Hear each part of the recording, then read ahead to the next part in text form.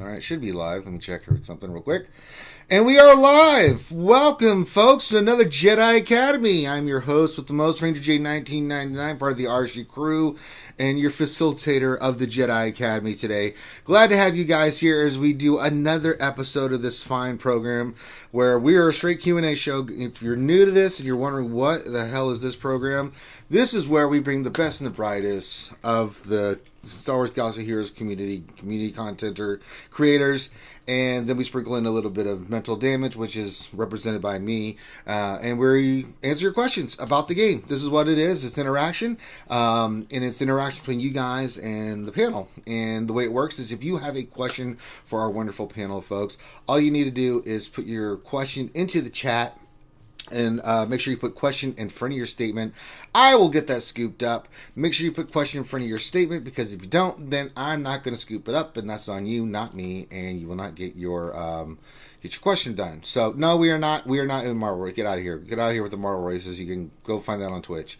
But we're glad to have you guys here. I hope everybody is having a great morning. Make sure you grab your breakfast sandwiches, or if it's afternoon or evening time over there in Europe, grab your whatever.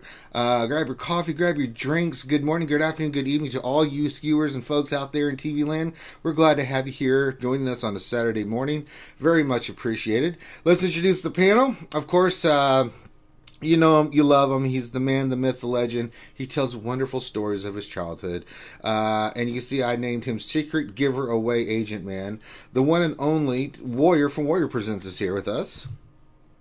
Just the two of us. Two of us. What's up, brother? Well, now there's three. We have a menage a trois of Jedi Academy there. Finn showed up. Nice. So nice, Vin. Hey, good morning, guys. We just We had the most epic marble battle just now. Yeah, I don't on care. Twitch. Yeah, we're on Jedi Academy. We had a marble. Yeah, I don't care. A marble battle royal where Hogzilla's marble was basically drugged out. We're not giving away anything with that. That doesn't mean anything. But yeah, Hogzilla's marble was like drugged out. Seriously, he had a drugged out marble in that last rage. Freaking meth is good. The battle royal went like 15 minutes. That was the longest marble battle royal we've ever had. So yeah, that was. I don't know what you're talking about. You could just be speaking French right now. And yeah, Finn does marble, so there is a marble game, races. Yeah, there's a game that we stream on Twitch where literally everyone viewing can create a marble, and the marbles race each other or battle each other depending on what you do. So every morning. Marvel. I thought you were saying Marvel. No, marble. Not Marvel. Marvel. Oh, that's Marble. even worse, dude. You're missing out on all the fun, Warrior. It's pretty ridiculously addictive, fun. Actually. Yeah. It is the most ridiculous fun ever. And Hogzilla's marble was just like completely drugged out. He was just like jumping into the air and falling. It was ridiculous. All right. Well, are you off of your marble high there, Finn, to be able to participate? Oh, my adrenaline is rushing from that right now. I'm ready. So go ahead and get your questions in, folks. Finn will be scooping them up now that he's all amped up on methamphetamines and marbles. That's a new way of saying M&Ms. So we are glad to have you. We've got a lot of stuff going on today, guys. We're going to be doing this, and then I'm going to do some more Jedi Fallen Order, right? And then tonight, we haven't picked a time. We need to let Team Money know, Finn. We're going to review The Mandalorian Episode 1 and 2. Spoilers. Warning you now. If you join that, we're even going to put spoiler into the title. So if you have not watched The Mandalorian, don't watch what we're going to do tonight. And I don't want to hear any bitching or complaining when we're talking about, oh my god, you guys are talking spoilers. Yes, we're going to be talking spoilers tonight on The Mandalorian. It's on you. I will. Don't join if you haven't seen it. So go watch it, and then we're going to review it with the lovely Team Money tonight. We haven't picked the time yet, but we need to let her know and stuff like that. So we'll do that tonight. So that'll be going on. We're going to do some more Jedi Fallen Order. I played the hell out of it yesterday. Finn played the hell out of it yesterday. I know Warrior hasn't had a chance to play it yet. I know a lot of you guys have. So we're going to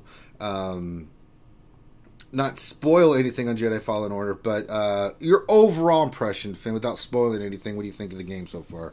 I'll just wait until this evening. The game, not the episodes.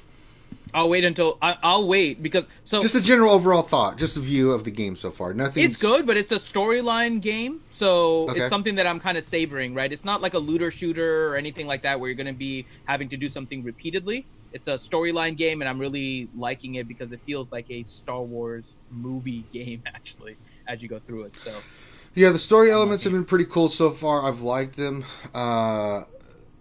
Having some issues with a couple things like the fighting's a little clunky. The parkour can do strange things sometimes. It really can. So there's some things. It's. I'm going to play the whole game before I give a rating on it. But there's a lot of stuff I like about it, and there's some things I'm like, no. But overall, it's solid. It would be a positive review for me. I do have some issues with the game, but we are going to do some more of it because I'm really enjoying the storyline. The storyline is really good. It flows nicely and things. So, but yeah, there's some things that some choices they made. I'm like, what? So there you go. All right. That being said, we got the questions coming in. I mean, Warrior, we got another week of not a damn thing going on at this game, really. On the Wednesday show, we talked about... Well, basically, we basically just made Tits McVenom angry. That was pretty much our whole show. The only thing we could really talk about was GAC and ships and the difference and stuff. But anything on your mind this week on the game? I mean, I know you streamed this week with your Scissor Man. You always share your wonderful stories. I listen to all of them. But anything about the game that's on your mind? Or are we just kind of in that holding pattern until Lightside TB comes out? Yeah, I had told everyone I thought the Lightside TB wouldn't come out until, like mid to end November, and it looks like that'll be the case. So, unfortunately on that. But that is what it is. There's also a known character marquee release that's going to be happening within the next, week to 2 weeks. So I think what they're trying to do is really spread it out, and every 10 days have one thing that changes. So it keeps them on that minimal change path. But I think there's going to be a character over the next 10 days, the marquee character that's going to go with the 500 first, and then the light side probably in the next 10 days after that. And then in the last 10 days, they'll probably release something new. I think December is going to be different. I think December is going to be a little higher paced, but I do think a lot of what they expect to bring in to the game from the movie and all that they're working on right now, probably we'll see a lot of that in January and February. I think it's going to spill over. It does every time that there's a movie and they have some characters from that movie, there tends to be a spillover after, months after. So I think they're going to have some time to it'll be a season, if you will, they like to have a season, 3 months of bringing in new things and stuff. So I don't see a whole lot of changes, though. I see 4 or 5 characters over the next 4 months, Lightside Geo TB, and maybe one minor improvement to the game, some minor things, and then them trying to work on bugs and stuff. That's about it for what I see in the imminent future. I mean, there may be a couple new ships as well, sprinkled into that, just because they said they're trying to get that rolled out. But, the main ship, General Grievous's Malevolence, I still think that's a couple months out. There's not even a team we could run with it fully yet. If you had 7, you would have to go in and get 7 Separatist ships, and you don't have that. So they still got to bring out some more team, if you will, for that team before they bring him out, I think. So I think it's pretty safe to say that anyone that's going for General Kenobi's ship can, continue to do that. Unless, of course, you want to do Malevolence, but that's choice. Science. All right. Everybody and their mom is hitting me in Discord all of a sudden. Why is this? Why is this happening? All right, Finn, we've got the questions coming in hot and heavy. Are you set up to scoop up the questions, or... Yeah, I've already started. Are you still on your marble kick? No, I've already started gathering the questions. Are you sure? Mm-hmm. You want to do questions? I don't mind. I'll talk about marbles. So anyway, yeah. Yeah, that doesn't work. All right, go ahead and let's get to the questions. The questions. All right. So Warrior, the first question is from Acheron, and his question is: gas mirrors look like they come down to gas versus gas. Is it even worth it to relic the rest of the 501st, or just make sure that your gas is maxed out? Well, I think first your gas should be maxed out, and that's first and foremost. And the reason for that is because he is really the linchpin for the entire team. The Sith Empire completely decimate the rest of the team. So if your gas isn't up to par, people can still use the current Sith Empire meta, and you don't want them to do that. You want to be able to make sure that doesn't happen. I mean, people with Sith Empire destroy my 6-star gas in 30 seconds. So you definitely want to have him as the number one maxed out. Then once it comes to mirror matches, it's not as important to relic the others, but it will become important because just like any mirror match, the person who has the higher relic levels or better modding will probably prevail. So he's definitely number one priority, and then after that, focus on who you'd like. The other thing is any of the potential counters become more and more difficult to use the higher the relic is for all of your characters. So if you finish that team off with all 7 relics, you have 5 relic 7 characters, that is a very, very difficult team to beat, and it's really difficult even for the correct counters. Okay. Did we lose Warrior? Yeah. You gotta go quiet. Just what? No, I think he finished his answer, right? Okay, there we go. It's like without sudden. Yep, I was just finished. Okay. Yeah, that's what I thought. Okay. Science. So, you want to take one question, Branger? Yes, I'm here. I'm knowledgeable. Okay. I can help. Okay. So, question to you. Wait a minute. Is this a serious question, or am I about to get trolled? We saved the fun questions at the end. I don't know. Sometimes you troll me, Finn. And I the fun like questions it. are at the end. Okay. So, question from No, I'm joking. Question from Paparazzi. Can you reassure me that I should keep hoarding Get 2 for Malevolence? No. I have no idea what that ship's going to be. I mean, it's a smart play to do this. Get your Negotiator unlocked 5 stars, which is what I'm doing, and then I'm saving Get for Malevolence because I don't know which ship I'm going to go to 7 stars first. So I'm going to unlock Negotiator and then save your Get 2 for the purposes of unlocking Malevolence until when we actually see the ship. Then we can make a good consumer choice on which one we want to go for. Do we want to finish Malevolence up, or do we want to go back to the Negotiator and use that ship? I mean, we just don't have any information on Malevolence. I mean, there's been some leaks and stuff, but we have nothing concrete for me to sit there and say, oh, of course, save up all your Get currency for Malevolence. Malevolence could be a turd. What is it? A flaming turd and a dumpster fire, as Warrior would call it. And, so just be smart with your Get 2. Take your time, get Negotiator unlocked, and then start saving. That's what I'm doing. That's what Grande is doing. That's what a lot of us are doing. And that's a smart way of going about it. The more you know. All right. Next question to you, Warrior, from Darth Scion 1972. And he asks, I would rather CG get Lightside TB right upon release, but with Lightside TB apparently delayed, what is your thoughts? I'm glad I have some more time to gear and relic my Lightside characters. Yeah, just because it's taking longer doesn't mean it's going to be right. And I'm not trying to be disrespectful or mean. That's just factual. An apple's an apple, right? So, you know what I mean? It's like they tend to have a difficult time with just releasing anything that doesn't have issue.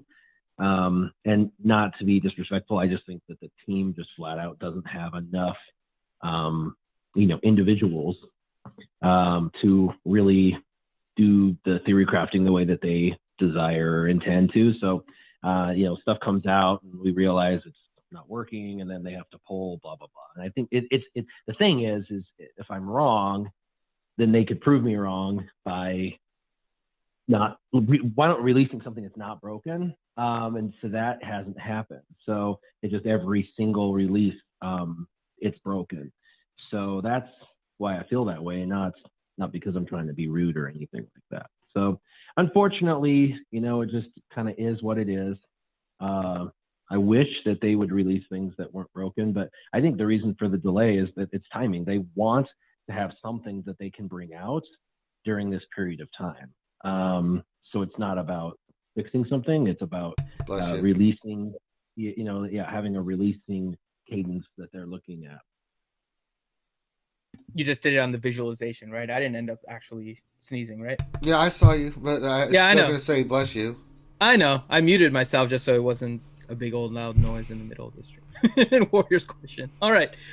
So, next question, Ranger. Yes. From Darcyon 1972. Darcyon 1972. And he says, any speculation on when we can expect episode 9 content? Did we ever think we would say we miss marquee events? I don't think we'll ever say I won't. No. I said it from the beginning. I liked marquee events because they basically gave you a free character. Let me clarify. It just sucked. They don't give you anything else. And what I mean by that is, as long as it's not like 2018, where we had so many marquees we didn't know what to do with ourselves. I think, I don't know what they're going to do for episode 9. I can only go... But even going based off what they did in the past doesn't mean that that's necessarily they're going to be the cadence that they're going to use for episode 9. I mean, previously in the other movies, I don't think they did it for Solo. I'm trying to remember if they did, but I know for 7 and 8, we had like one character or two characters that came ahead of, including Rogue One, that came ahead of the movie. But they were ancillary characters, nothing that really was like, main character kind of thing. I don't know what they're going to do. I really, really don't. I think that we may not get anything until right around the actual movie drop date. And then there's still a lot of stuff about what's going to be marquee. What are they going to do with Rey? What new characters from the movie are they going to introduce? How are they going to introduce them? And I know that after the release of the movie, we saw a couple months after each one, Solo being the exception, because Solo was like, here they are. They really didn't want to touch it afterwards.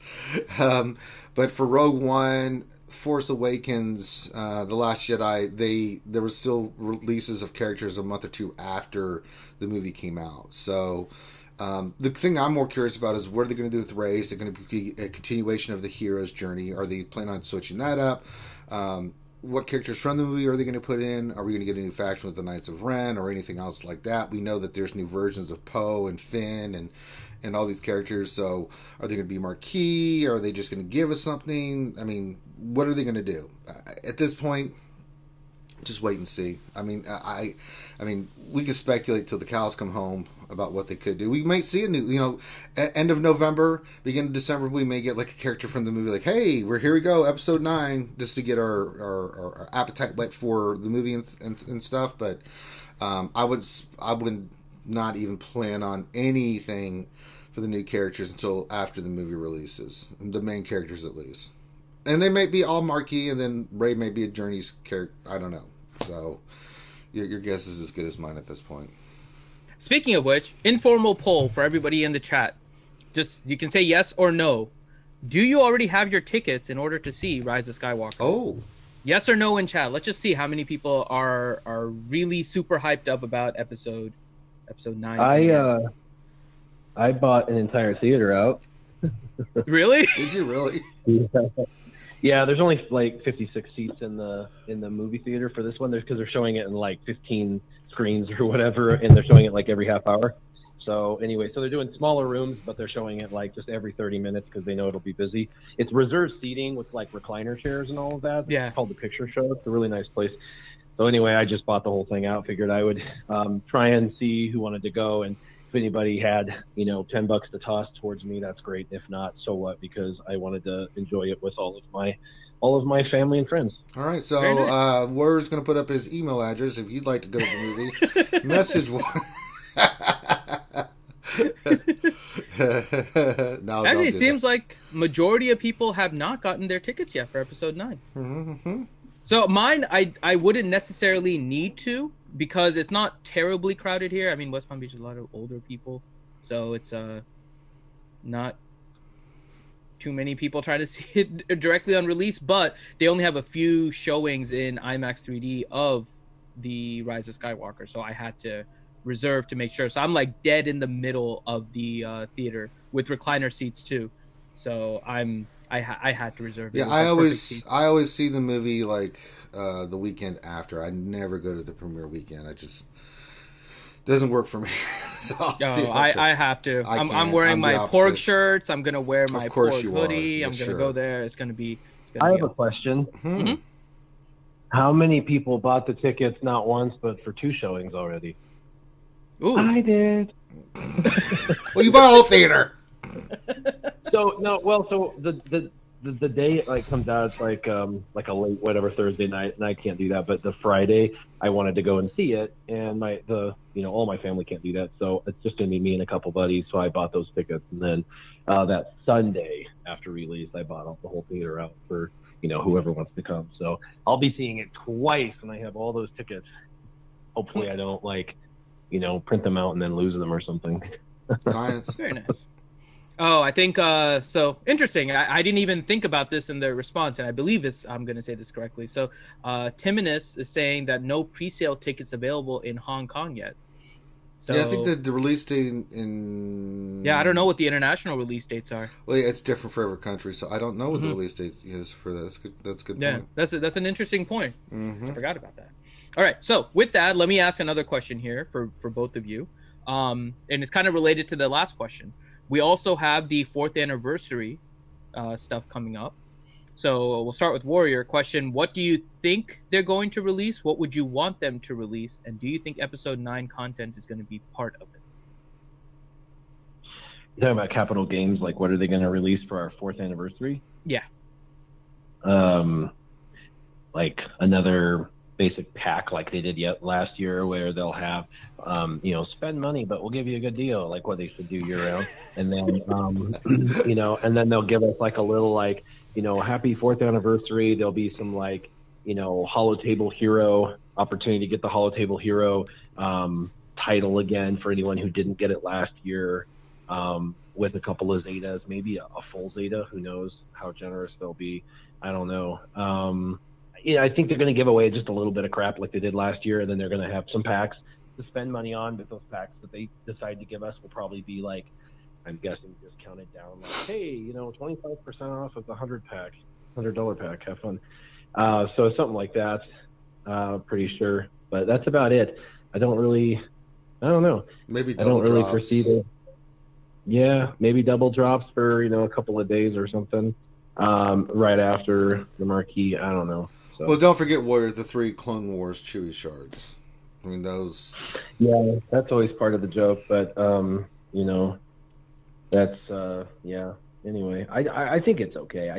This is a premium game. A lot of people, even like our little dolphins and our mostly free-to-play players spend more on this game than they do like any other game they've ever played. Sure. So whatever your spending threshold is, this game like exceeds that. It always does for everyone.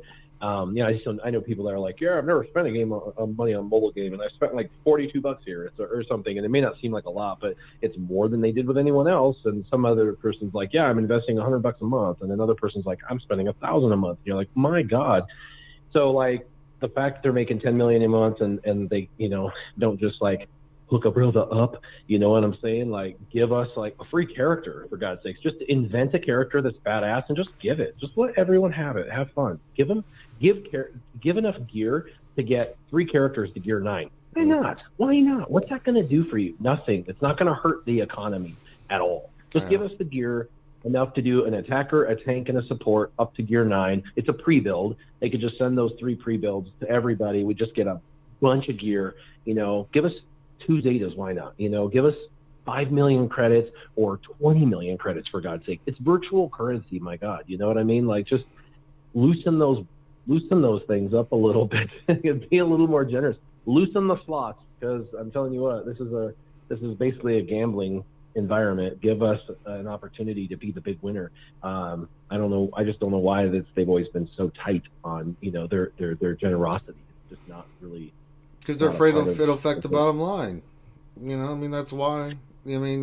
Well, it's Straight cash, their homie. excuse is always the economy, the game economy. We don't want to ruin the game economy. If someone spends money and then we give it to someone else, what does that do? Well, I'm not asking you to give away gas. You know, I'm asking you to give away crap that nobody cares about anymore. But it's a super awesome, you know, opportunity to be super generous to the whole community. And would those high-end players use that gear from gear 1 to 9 on those 3 characters? Yes. Why? Because those characters are coming out, and if you don't need it, you know, you can sell it. It's gear you could sell. So at this point, it's all usable. I've seen other games that are just like very, very generous with their digital content, and their generosity just turns around with dividends of people investing heavily into the game because of it. And this game just seems like they don't really want to do that, which is a shame. Yeah, I agree. We'll probably get some double drops and things of that nature. I think it'll be ancillary. I mean, I'd love to be shocked with some of the things Warrior said, but I ain't gonna hold my breath, bruh. I'm still hoping they give us Darth Relish the Sweet as an icon. Yeah, that would be the greatest thing ever. I'm pretty sure that's not gonna happen. I really hope so. I really hope. I put it in for my suggestion, and we had the Silver Bowl picture. I mean, it's just, I know, but it's there. I don't have a high hope for that. I know, but they really should. Okay, question for Warrior from Sith Lord 72. He said, "Is the new BTL viable at 3 stars in Fleet Arena, or is Houndstooth still the best option? I always appreciate your videos, and you always have balanced and sound advice. Thank you." Appreciate that. No, definitely Houndstooth for a bunch of reasons. One, everybody has had the last few years to get their Houndstooth pimp, right? 7 stars, got possibly a relic out, if not at least year 12, but, relic out of, Bossk, and you know exactly how to use him, all that kind of stuff. A 3-star, I'm finding a 7-star isn't quite viable in mirror matches almost, because it needs that 7th ship for that extra protection and that extra health regeneration it will get when that ship gets injured. So it needs to be a full 7-star, General Kenobi ship with the full 4 reinforcement opportunity. So you can have all 7 of them, and so then it boosts up his protection a little bit more. The other thing I noticed, and this was just my own observation, but the other side has Anakin, and they always play Anakin in the front 3. And if you play this tank in the front, then Anakin does his stupid buff immunity, and the tank's worthless. It just sits there like a turd. It doesn't do anything. And I'm just like, this sucks. And it doesn't seem to have enough tenacity to prevent that buff immunity. It happens every single time. So if you move it to the reinforcements, which is what everyone's like, oh yeah, it's got to be great for reinforcements. It doesn't come out. It doesn't get prioritized properly. The AI has it prioritized to come out like last. It brings out the other tanks first if you have other tanks with it. And of course I have Clone Troopers tank, the Clone Sergeant tank, because that's a great reinforcement. And so you then can't play with that reinforcement, and you're like, and then it brings out other stuff like supports, like 5s, and you're like, damn it, So I'm struggling with how it's supposed to be really a good ship, even at 7 stars, just because if it gets buff immunity, it's just trash. There needs to be more tenacity on it or something. And the thing is, they said it was coded in a way that it didn't need a crew member, but because it doesn't have a crew member, it just doesn't have the potential for being as good as other ships, unfortunately. Now, I thought it would be the greatest opportunity to whale because you wouldn't have to do the character. But they got me. They sure got me. Me and some others went in on it. I think once you've got a 7-star and full 7 lineup, and you got multiple tanks, and stuff, I think it'll work okay. And I think it's as a passive, whatever reinforcement, whenever, whatever, you'll be fine. But I'm still finding I'm using the Houndstooth in the front, even for mirror matches. So, I hope that I can figure it out. But running it in the front with Houndstooth, it's too many tanks, not enough damage to chew through the other team. And with it as the only tank, it just gets buff immunity, and then they kill your Ahsoka easy peasy. And if you put in Houndstooth, then you can win. And actually, with Houndstooth in the front and it in the reinforcements, I find myself on mirror matches winning pretty easy because it comes in and provides me that second tank that after Houndstooth loses. But that's only when you're on offense, not when you're on defense. So I don't know. I'm not super overly impressed with the ship yet, but I mean, it has potential. But it's also supposed to trigger a taunt when Unending Loyalty is triggered, and I noticed that my Unending Loyalty was triggered on 2 ships, and I didn't see the taunt.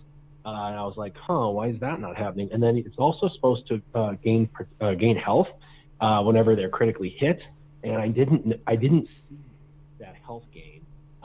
So that was interesting. I don't know. I'm not sure it's completely bug free, and I'm thinking they're going to see an upset group of individuals, and so they're probably going to have to do some, updates on the game to fix it.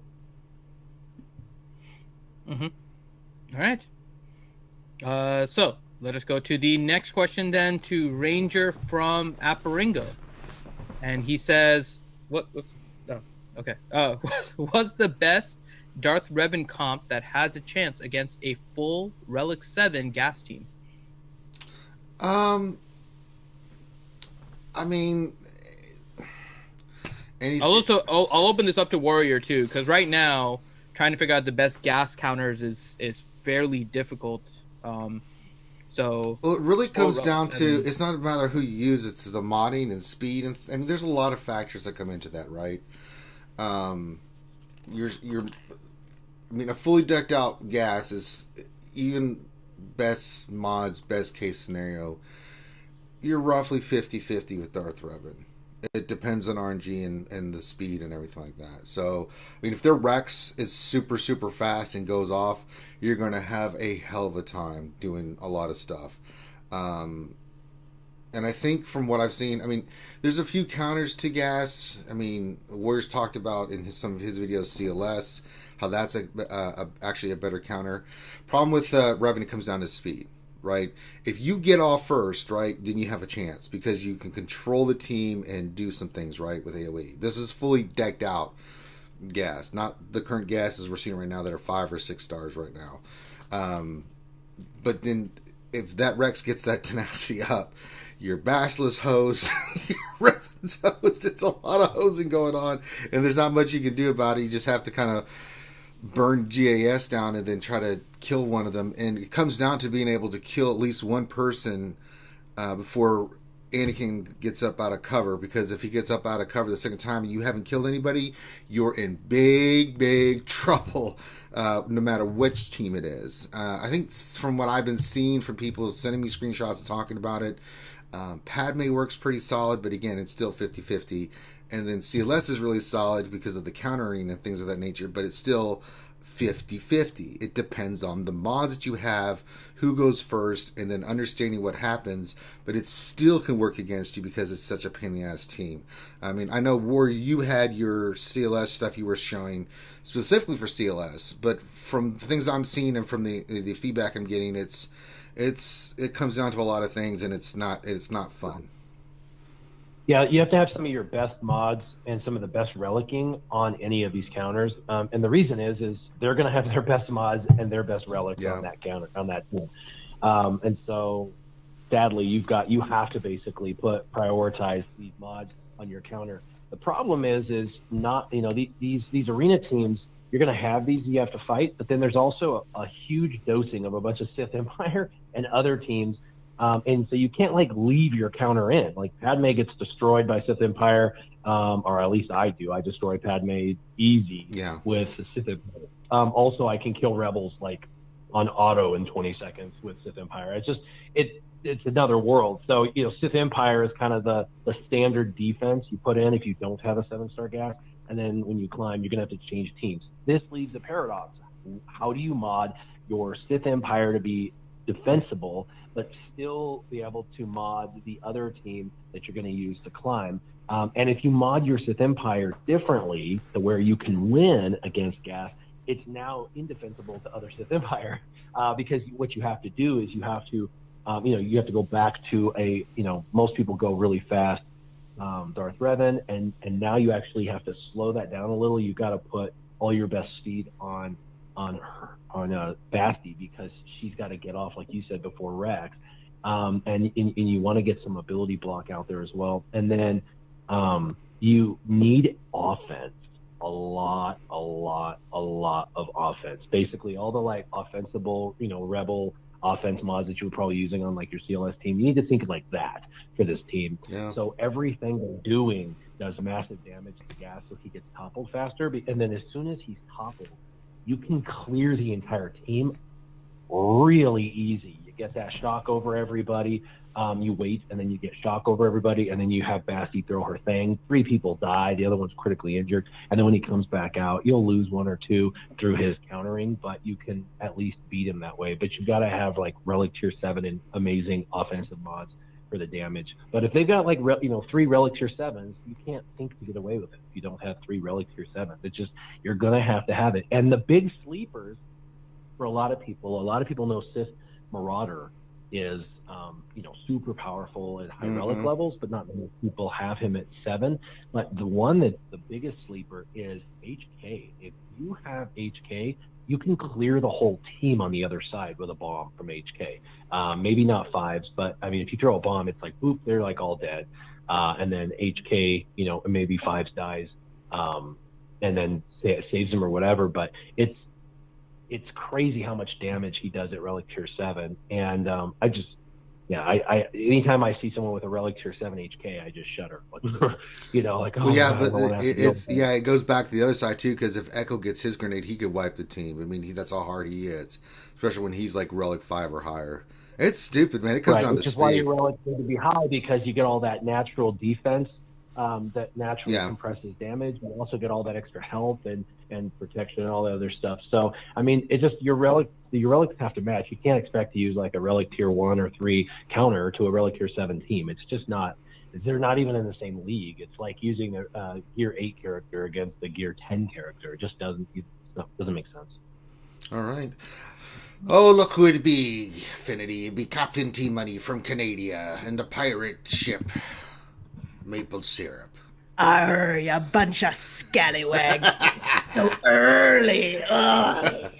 Captain T, drink your coffee. You're not the same. Have a Snickers. Aye. All right. So good timing, T, because the next question is about mods. So you're the perfect person to ask. So Bad Horsey 1 has a question for you, and it's, as someone who is constantly hitting the mod cap, how do you prioritize which mods to sell first? I'm sorry, did you say Bad Horsey 1? That is his name.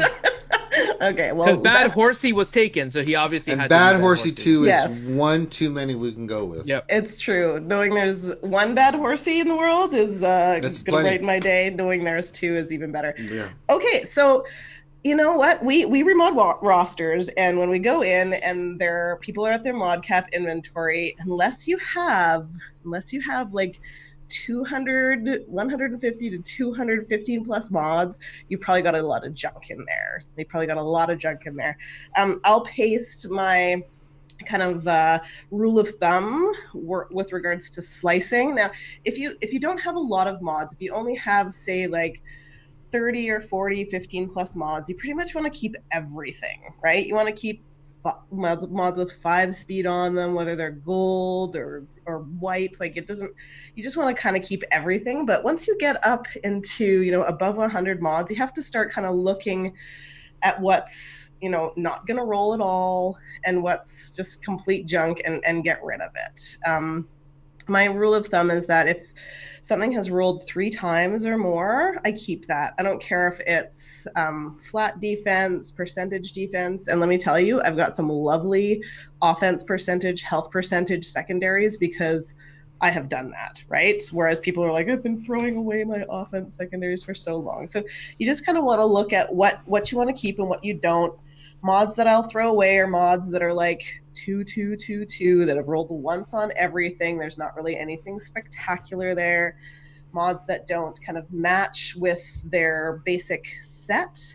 But usually I find if someone has that many mods, they're not slicing mods enough and then getting rid of them. So an example would be, you farm a bunch of white mods, you bring them all up to 12.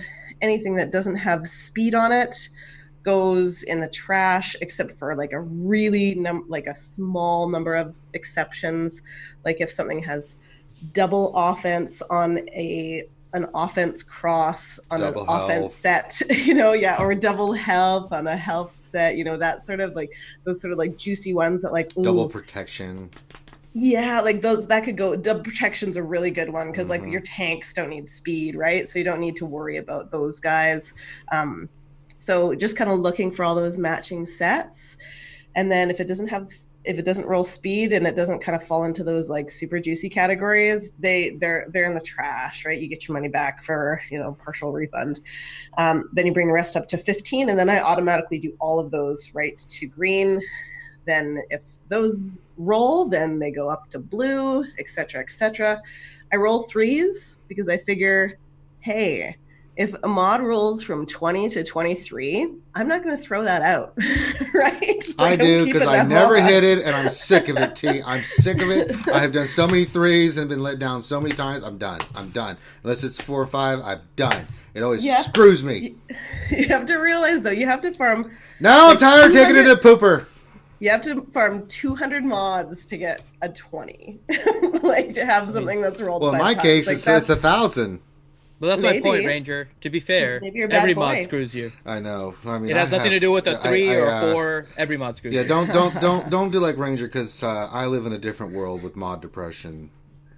But so you're probably keeping things that you shouldn't keep, and you're probably not focusing on slicing enough.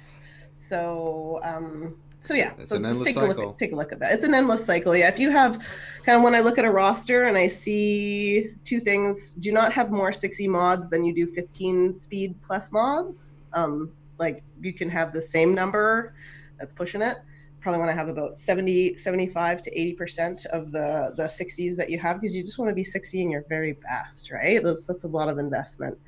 And then the other thing is that you want to have about, what's a good rule of thumb, like, 30 to 40% of your, like, if you have, say, 300 10-speed mods, you want to have, like, 100-ish 15 plus. And if you have, like, way more 10s, then you have some slicing to do, right? If you have way more 15s and you're running out, then you have some farming to do, so. I don't know. It's just I can take a look too if you want me to, send me some screenshots. What do I need to throw away? You can go ahead and post that in the RSG Discord, and I'm happy to take a look. Yeah, I do it all the time when I'm doing remodding too. The first thing I do is you have to tack the inventory, right? Because when you do a remodding session, the first thing I look at is like, okay, what do you got sitting there?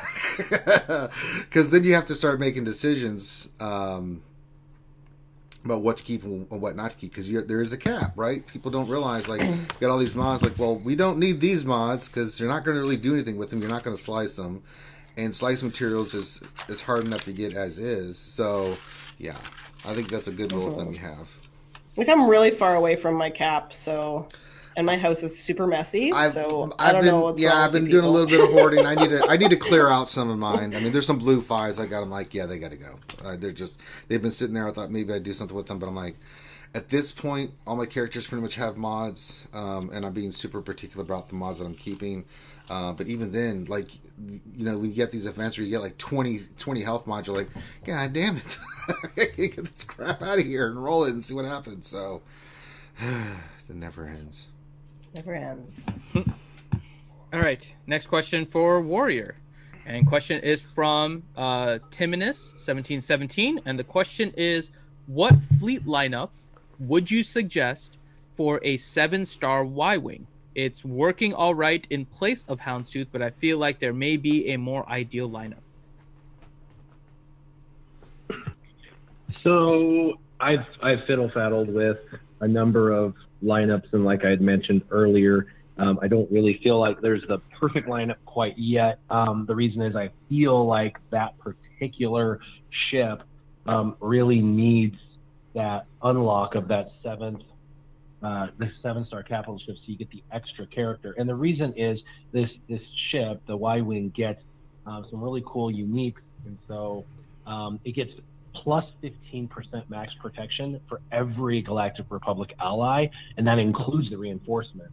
Which, by the way, Rex, used to do but wasn't supposed to do because he had that infinite turn meter loop. I don't know if you remember, but like 2 years ago, I was doing a video on Rex and why Rex's ship is so overpowered. My video was actually the red flag to them that they had to fix him because they watched my live stream and went, oh my God, that is so broken. It was so much fun. Because he'd just get turn meter after turn meter after turn meter after turn meter, and they never even got a turn, the opposing team. Well, Rex works like that still. You just have to have him in reinforcements now. People forget this, that he's that good of a ship because he was kind of like,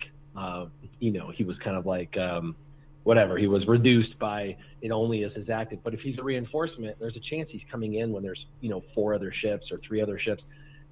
So he's going to get that ability to add protection and turn meter, like lots of it. And when you're doing a mirror match, that extra turn meter on him and another ship makes a difference. And the durability that he brings helps you stay alive long enough that you can, he can target whoever's, getting damaged with extra protection and turn meter. And traditionally that's your damage dealers, which means that they're trying to kill your damage dealer, which means he's going to give them turn meter and protection back, which means they're going to survive and they're going to go more often, which means more damage for you. It's really simple, but people aren't thinking about Rex. So don't sleep on Rex. Do not sleep on Rex. He is a great reinforcement. And then the Y-Wing, I think right now is best in the reinforcement slot. I'm using Houndstooth in the front.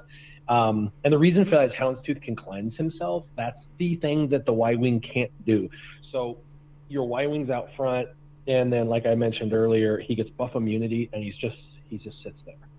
You can even try and use the cleanse with Ahsoka, and it doesn't work. And you're just like, blah, this sucks. He's stuck on buff immunity, and he's trash. And then they just destroy your Ahsoka, and you're like, wow, okay, so that's that. I've ran enough battles over the last 24 hours to realize that I think he's a better reinforcement ship than in the front 3 line for now. But I'd like to see them take a look at that because just a simple buff immunity and he's wasted seems just a bit, I don't know, seems a bit awry. But Rex is definitely a great reinforcement. So for me, it would be like Houndstooth in the front with Ahsoka and Annie. And the reason for those 2 in the front is more damage output up front. And if they do try and kill one of your ships, you can put up the unending loyalty or get a taunt up or whatever to try to protect them.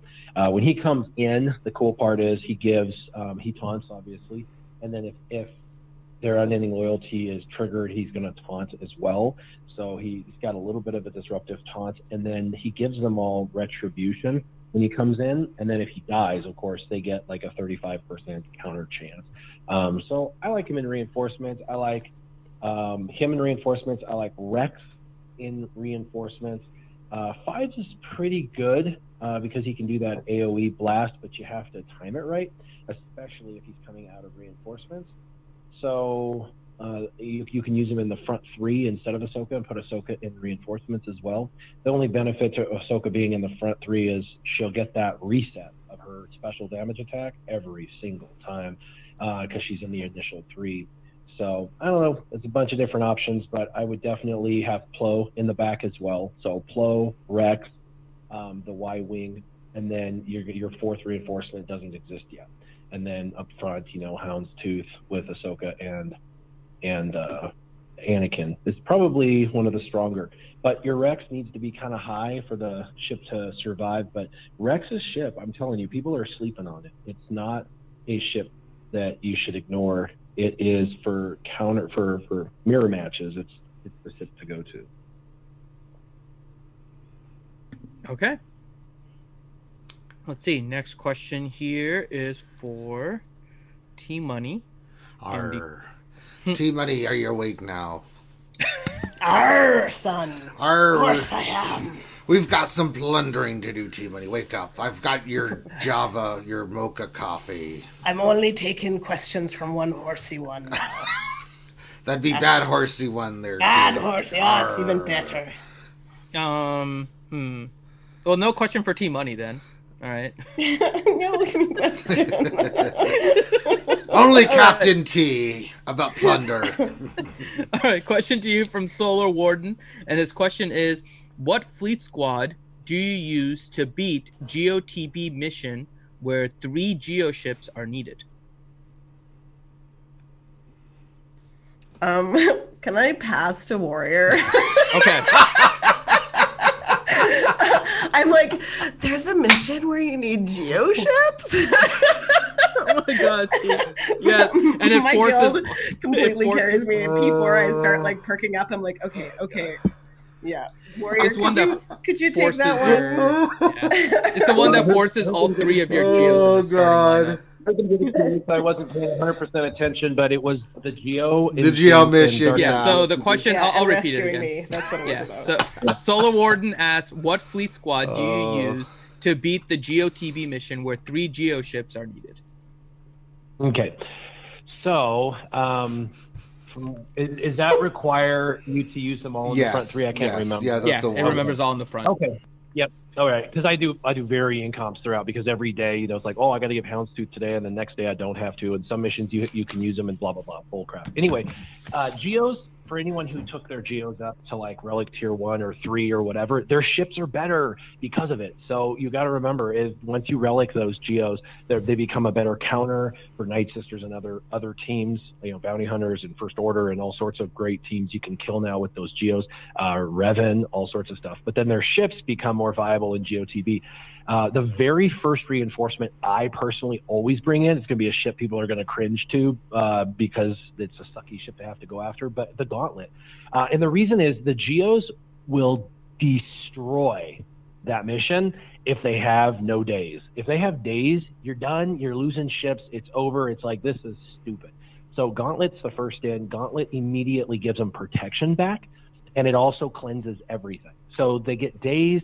You suffer through, you hope you don't lose a ship. If they're relicked enough and stuff, the ships survive, and you're just doing basics. And then he comes in, he provides protection back, and he can put buff immunity on a tank as well after that first team. But the first turn, you want to cleanse and then protection, and then they go ham on the opponent and start literally destroying ships. And that's it. That's all you need is the Gauntlet Starfighter. My Gauntlet Starfighter is pretty crappy too, because my 2 characters are just barely ticked over to Gear 12. They have no Gear 12 plus pieces or no Gear 12 pieces. They have no Gear 13, nothing like that. The ship's maxed, but the characters are just barely ticked over to Gear 12, and it works famously. In fact, most of the teams are the battles where I have to give up Houndstooth. I'm like, blah. Well, I do this. I do those 3 Geos up front with Gauntlet as the first reinforcement. And after that, it honestly doesn't matter what's after it. You just need some, damage dealers like, Poe or a TIE Fighter or some other stuff that does heavy damage, because you're going to start to lose some of your damage dealers with the Geos.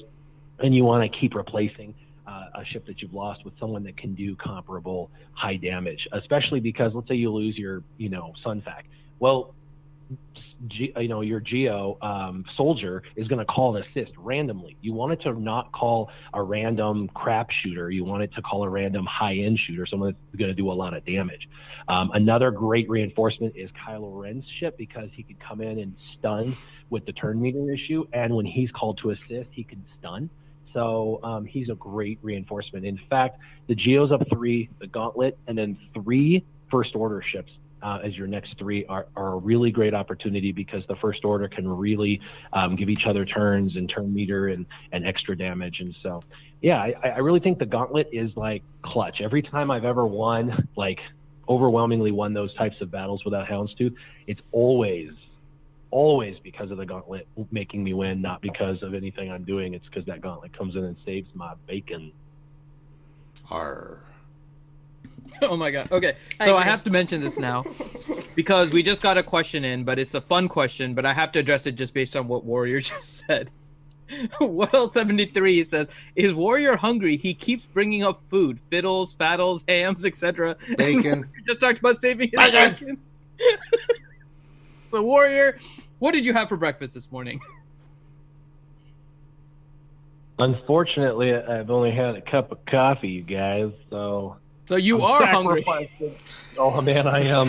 The food references. Someone get that man an egg and sausage biscuit.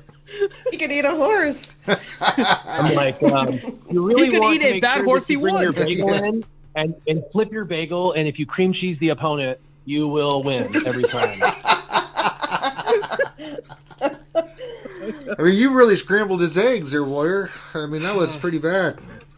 Very good catch, 1L73. He's like, I knew it. I knew it. All right. So currently, guys, we have 119 people watching and 21 thumbs up. So if you guys can take a second and give us the thumbs up, that'd be really appreciated. We're going to move on to the next question here. So, T-Money, question to you from Solar Warden. He says, what is the best fleet squad using Empire and Sith ships for Geo TB? God damn it.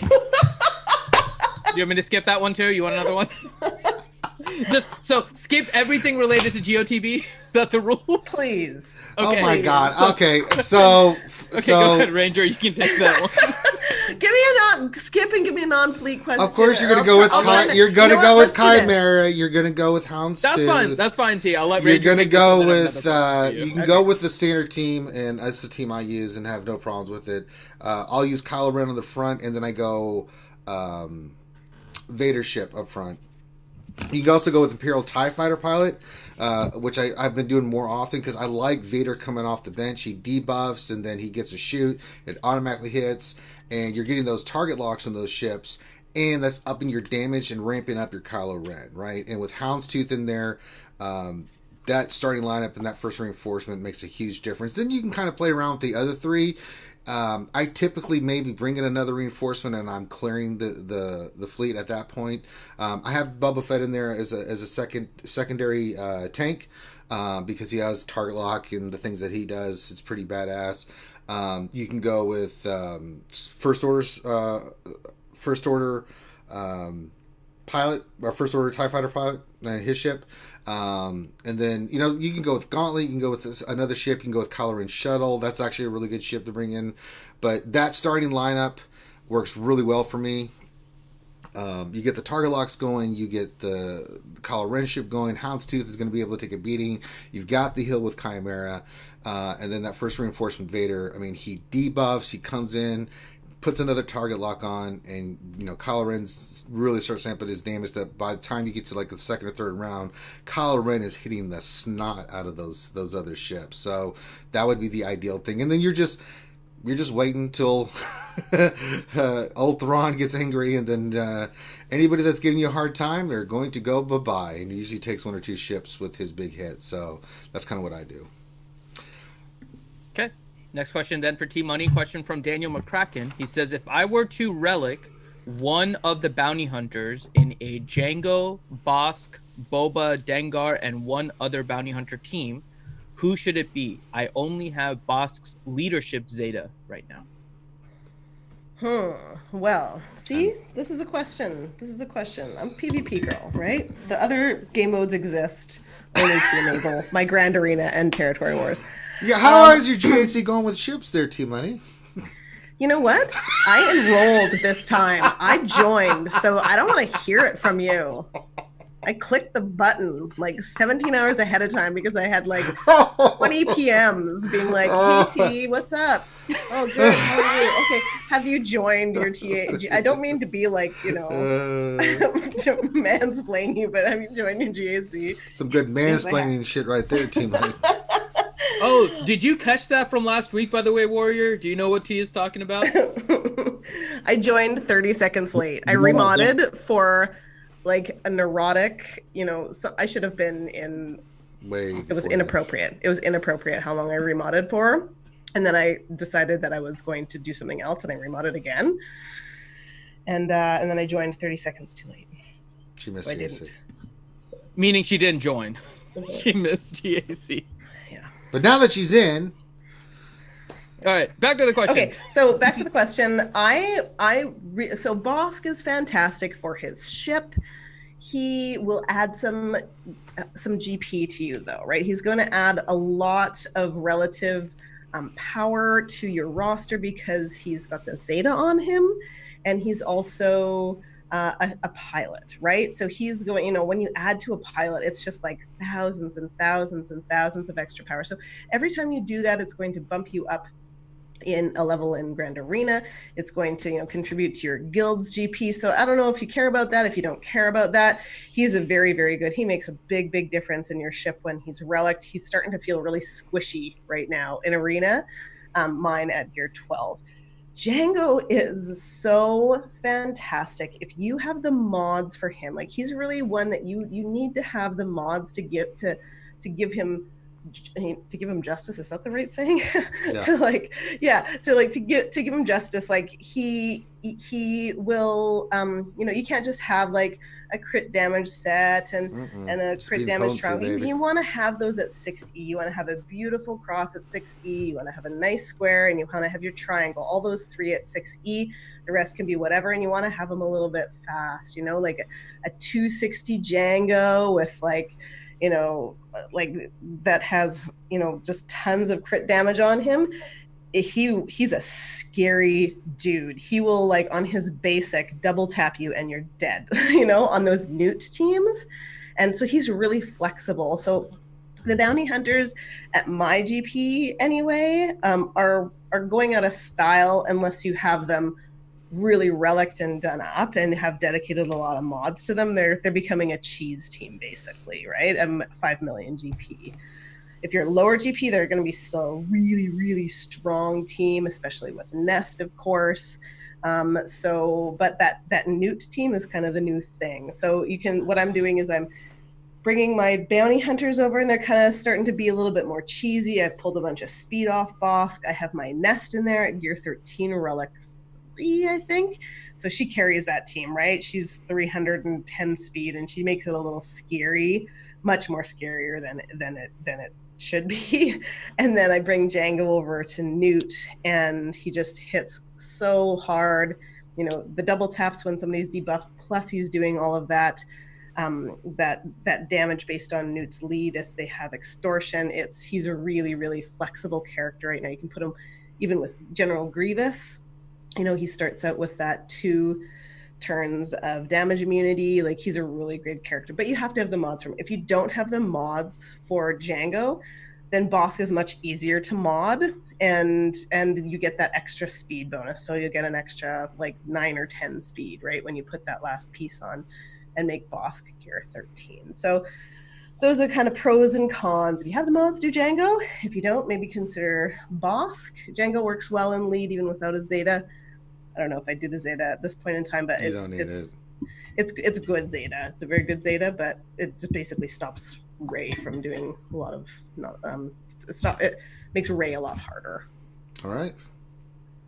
Okay, next question for Warrior from Solar Warden, and his question is: what is the best fleet squad for Negotiator mirror battles?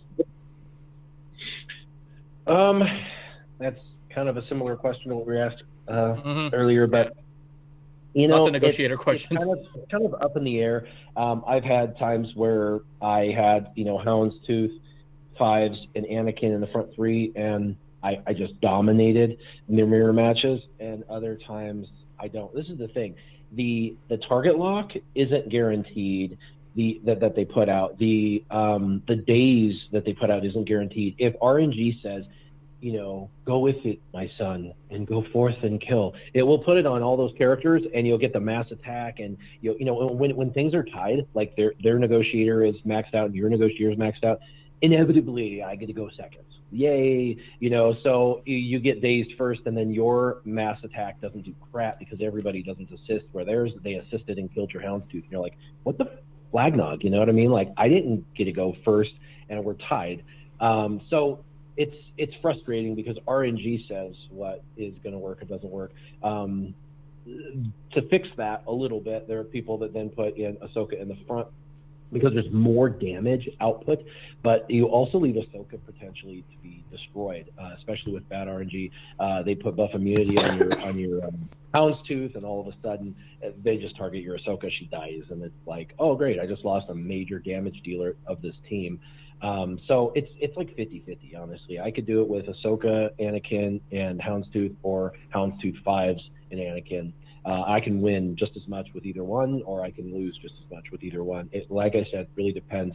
Everybody has like a G7 Anakin, and I like never get to go first. So, and I'm tied with them on on G7 Anakin. So it's, like I said, it's a coin flip, and I think it defers to the opponent more than it defers to you. So, it's a bit frustrating on that, and I thought the Y bomber was going to kind of give the person an edge. I think that's why people would spend money on it, but I was wrong. Okay. And let me actually give you, so I know the last few questions to you, Warrior, have been Negotiator questions. So I'll give you another one here, and this one's a little more open for you, from Ryan D. That's because Team Money doesn't want to answer any ship questions. That has nothing to do with it. I did not say you want to ask me PvP ship questions? I just, I try my PvP. best not Listen here, to talk young out of my lady. behind. Listen I try here, my young best not to lady. talk my behind. I respect that, people have strengths. PvP ship questions I'll do. I can talk about. Yeah, go ahead. Okay, well, get ready because you have a Negotiator question coming then. Oh, So, you got it. Ryan D asks, if CG could do one thing to start gaining trust back with the player base, what could they do? Warrior? That's a question for me? No, for Warrior. Okay. You're getting a ship question, young lady, and you're going to like it. Yeah. No, I think honestly, it's tough. They need to do a bunch of things. This would take an entire this would take a conglomerate of things that would make sense. First off, they would need somebody dedicated to communicating with the community, not just like once a month on a post, or have a Q&A once a month or once every 3 months or whatever. Someone that is consistently communicating with the community about stuff like daily, almost like access like Carrie had given to herself, where people were able to talk to her kind of freely about stuff. She didn't always give all the information, but she was pretty good about communicating daily with the community, something to that effect. That's the first step, is like daily communication. 2 would be written communication, that they are very clearly talking about all those things that they're able to talk about that are upcoming, to remind us and to have kind of that written communication. And that written communication needs to go into the game, almost like a weekly update letter, to force it into everyone's hands, because people playing the game will get it, but people that play the game don't all go to Reddit or the forums. And so there's this huge PR piece of it that is more about increased communication. They would need to allow EA to bring in a game changer program, so that way there'd be goodwill towards gamers in general, and allow for some gamers that are part of that game changer program to be able to participate in like theory crafting, testing. There's actually, a beta program, or they had a beta program to allow, individuals to continue on with that beta program, which has been kind of all but squandered, and allow for the testing to occur in a way that is much bigger than others. They kind of did away with it. They were going more and more public with it and bringing more and more people into it, and then they just squashed it. The reclusiveness like that and bringing it in isn't going to help them any. It's actually going to make sure that everything's definitely broken. I can tell you, every time I did beta, we found dozens of issues that they were able to fix before release. If you think it's bad now, you should have, in the past, you should have seen it, in comparison, because there were so many things we caught, and that we were able to say, hey, this is doing this, or this is doing that. And they're like, oh, that's good. And so they were able to fix those things. It's why we were less buggy in the past, and we're more buggy now, because they're reclusive. They're not including the community in these things. They need to do goodwill by, balancing the content, bringing out more consistent content, focusing on bugs, really putting a huge emphasis into that. They probably need to pretty much argue with EA and stuff about increase in individuals, the capability, bringing more individuals who could work towards certain things, because they have these guidelines and deadlines that they have to follow, and they only have a team of so many. It's like 80 people, and only so many can be in art, only so many can be in quality assurance, only so many can do testing. And they need a bigger team for testing and stuff, so they can continue to work on bugs. The team that works on bugs. But see, part of this would be resolved by bringing the community in, because we would hyper-focus them to what needed fixed, and then they could try and figure that out over time. And then, of course, the goodwill comes also with, aside from the balanced release of information and the balanced release of actual in-game content, would be more generosity in general. This is a digital game, and they're making, millions every single month. And there's only 80 people on this. These people are not making $80 million. It's EA that's, raking this in. It's Disney and all of that. There should be some goodwill coming from both Disney, EA, and from Capital Games. And Capital Games should be advocating for this. And if they were, I think it'd happen more. And if they're not, it's not happening. But I think they should advocate for a more generous approach for things. The daily login is okay. I think it could be significantly improved. Giving a packet of crystals, as far as like a purchasing thing where you used to be able to buy crystals, you get crystals every day, a little bit to help you farm and stuff. That was something that they used to have that they no longer allow. Higher drop rates at this point in the game, they could actually tier out their drop rates and say which I know that they can do, and I believe they have done, although they'll say 1,000 times over they've never done. But I've tracked characters where from 1 star to 7 star, I got a 40% drop rate 100% of the time, and then for the entire farm. And then I've had other characters that are newer where I had a 20% drop rate consistent from 1 star to 7 stars. So you can say that's RNG, but over a 2-month period of time, I had that consistency. I don't know. So I do think that there's some programmed RNG that where they say this character is going to drop at a 22% rate on average. And you may get lucky some days and have bad days, but I believe the programmed hardwired drop rate is actually lower on this character than that character because it's a newer character or whatever. They'll say no to that. They say it's 33% on all characters. So take it with a grain of salt. But I believe they could say, you know what, any character that's over a year old, we're going to do a 50% drop rate. Why? Why not? Why not? People still have to use energies. People still have to use refreshes. People still have to farm. It's just going to speed that farm up by 30, statistically 13 to 17% faster. That's not a whole lot, but it means a whole lot to the community. There's more hope. There's more progress. There's more people getting to where they want to go. They can focus more on gear drop rates. Same thing. If you farm a green piece or like a white piece, you're going to get 100% to 200% drop rate. It just does. You farm, 10 out of 10 or 20 out of 10, or if it's like Mark 1 furnaces, it's 3 to 4 out of 10, you know what I mean? Or 3 to 4 out of 1, because the drop rates on those pieces of gear are higher. On the purple pieces, it's more like 25%. On those purple pieces, when you get up into gear 7, 8, 9, we all know that you can follow those drop rates and see consistently 25%. And then we also know the gear 12 plus pieces, the drop rates like 10% consistently across the board. So we know they got varying rates of drop rates for different levels of gear. Raise those up a little, man. Make it 25% for the gear 12 and gear 12 plus. Why at this point in stage in the game would you want to discourage new growth?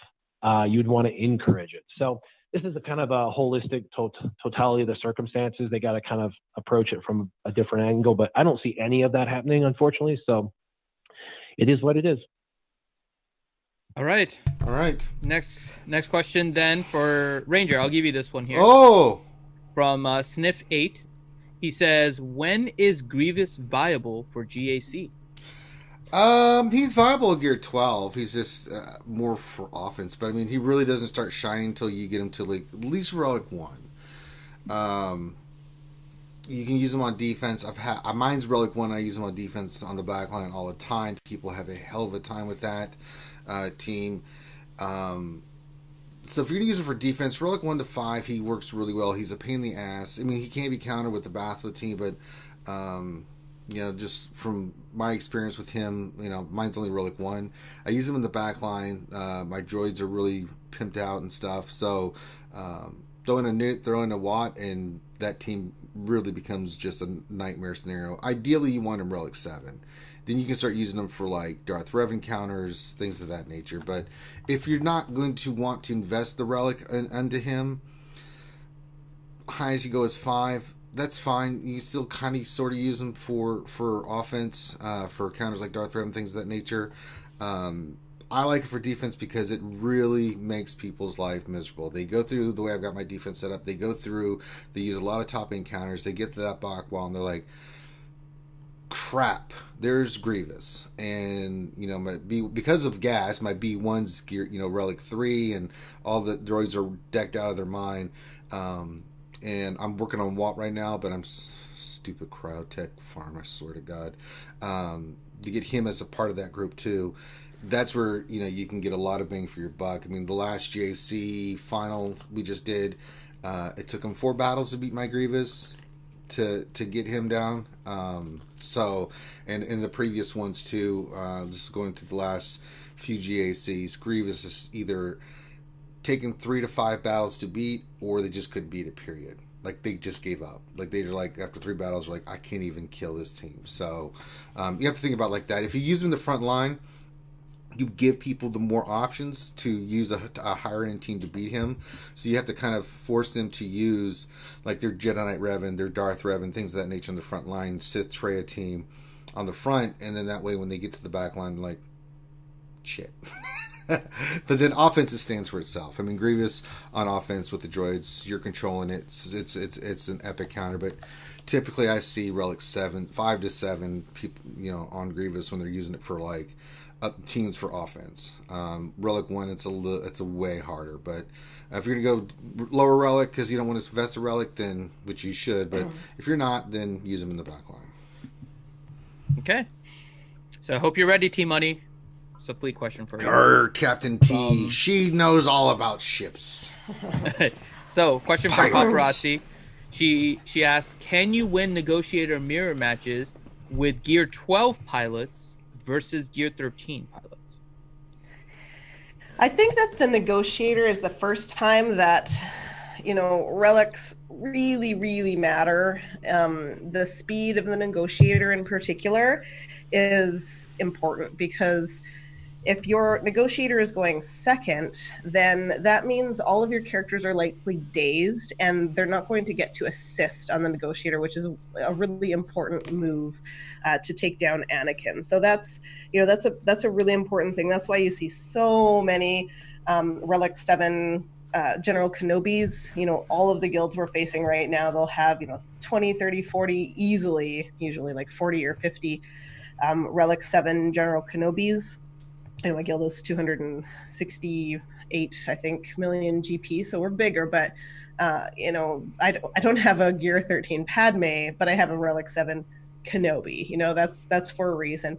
Same with 5s. 5s hits so hard once you get him relicked. I don't find. I mean, he does get a lot of survivability as well, but he just hits so hard. And so if you're facing a 5s that's super beefy and he's hitting hard and your 5s is less beefy, and it's just really hard to get them down. So I actually think that I use Millennium Falcon when I only have 1 Negotiator in my shard, and I've been really successful in TW. I screwed up this last TW with my Millennium Falcon fleet versus Negotiator.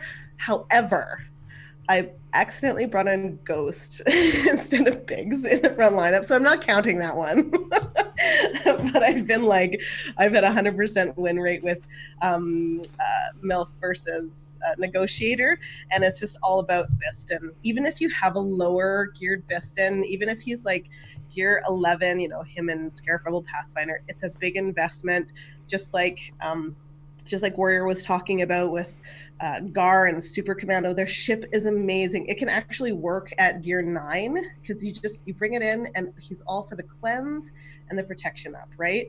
And Biston is just for that first move, just to call the Millennium Falcon to assist, hopefully, against Anakin and try and get him into the red so that he can. So that the Kenobi ship won't daze you, right? If you get Anakin into the yellow, then I think if you get him into the yellow, definitely the red, of course, but I think even in the yellow, he'll heal them and put the protection on Anakin instead of dazing your team. And then you've got, then the next time he'll bring in a reinforcement, so you've got like a whole bunch of turns to focus down Anakin. I think that the Millennium Falcon is going to be a better bet versus the Negotiator than the low-geared Negotiator. That's my feeling. My Negotiator is quite geared now, so there's that. But try it out. Bring your Biston in, even Gear 9 and 10, just for that speed and that initial assist. Your Millennium Falcon is doing all the work, especially if you have Relic, CLS, and Han, which you're going to want to do. Probably you're going to make a choice You know, either you're gonna rush to get your General Skywalker to 7 stars, and you have mods that are good enough that your Rex is gonna get to go first. Then you're gonna be able to do General Skywalker mirror matches. If you don't have the mods, if your mods are slower, if you're way far away from 7 star like I am, I'm not even at 6 yet, then you're going to want to look at developing CLS or Padme, or else you're just going to be stuck behind people's 7 star gases for the next 3 months in Grand Arena and Science. MTW Guild. Okay. All right, next question for Warrior from Solar Warden, and he says, what do you think about Kira prepped team for TB? Are they worth it to bump them up from Gear 12 Plus to Gear 13? Which Kira team? Prep team. The prepared team. Oh, the prepared team. I heard that wrong. So anyway, that's the team that at the lower end, if you're using it, it's great, but I don't think you need the relics. And if you're at the higher end, you're going to be choosing other teams to use. It's good. I think the tanks benefit more in the relics just because it makes them that much more durable. But it's difficult. One of my favorites for relics is young Anakin, because he passes prepared around like a fiend, and if you Zeta him, which I don't know how many people have actually done that, but if you Zeta him, it's pretty much a guarantee he just passes prepared around just like nonstop. He also has some of the best damage in the game as far as actual damage numbers, and so it doesn't equate to the highest damage in the game, but it's some of the highest damage numbers, especially with the relic jumps, and so it makes him a genuine solid contender. I think you could take some people by surprise by doing that. I just think with relics, like, I know I'm here at relics, it's like I can't do anybody else. Like, I have to really be careful who I choose, because I'm like out of material. It's like, I've got to make sure that whoever I'm going to relic, that they're worth it, and that they're like super important for relic. And I just don't know if that team makes the cut for me personally. I mean, I have Kira Relic 1, and I have let me look. I don't think I have very many people on that team reliced out, just because, just a lower priority for sure. Let's see, Scoundrels. I've got Nest at 3. I think Nest is pretty worth it. And then I have Kira at 1, L3 at 1, and Young Lando at 1. That's it. Some ones. Basically 3 of them at 1 and Nest at 3, and I'd like to do more and get more into there, get Vandor done and all sorts of stuff, but it's a low priority right now. Okay. Next question then to Ranger. Question from X-Lord Binthager, and the question is, I just Gear 13 my Bossk. Where do I need to aim for him with relics? Do you really need Relic 7 for the Houndstooth?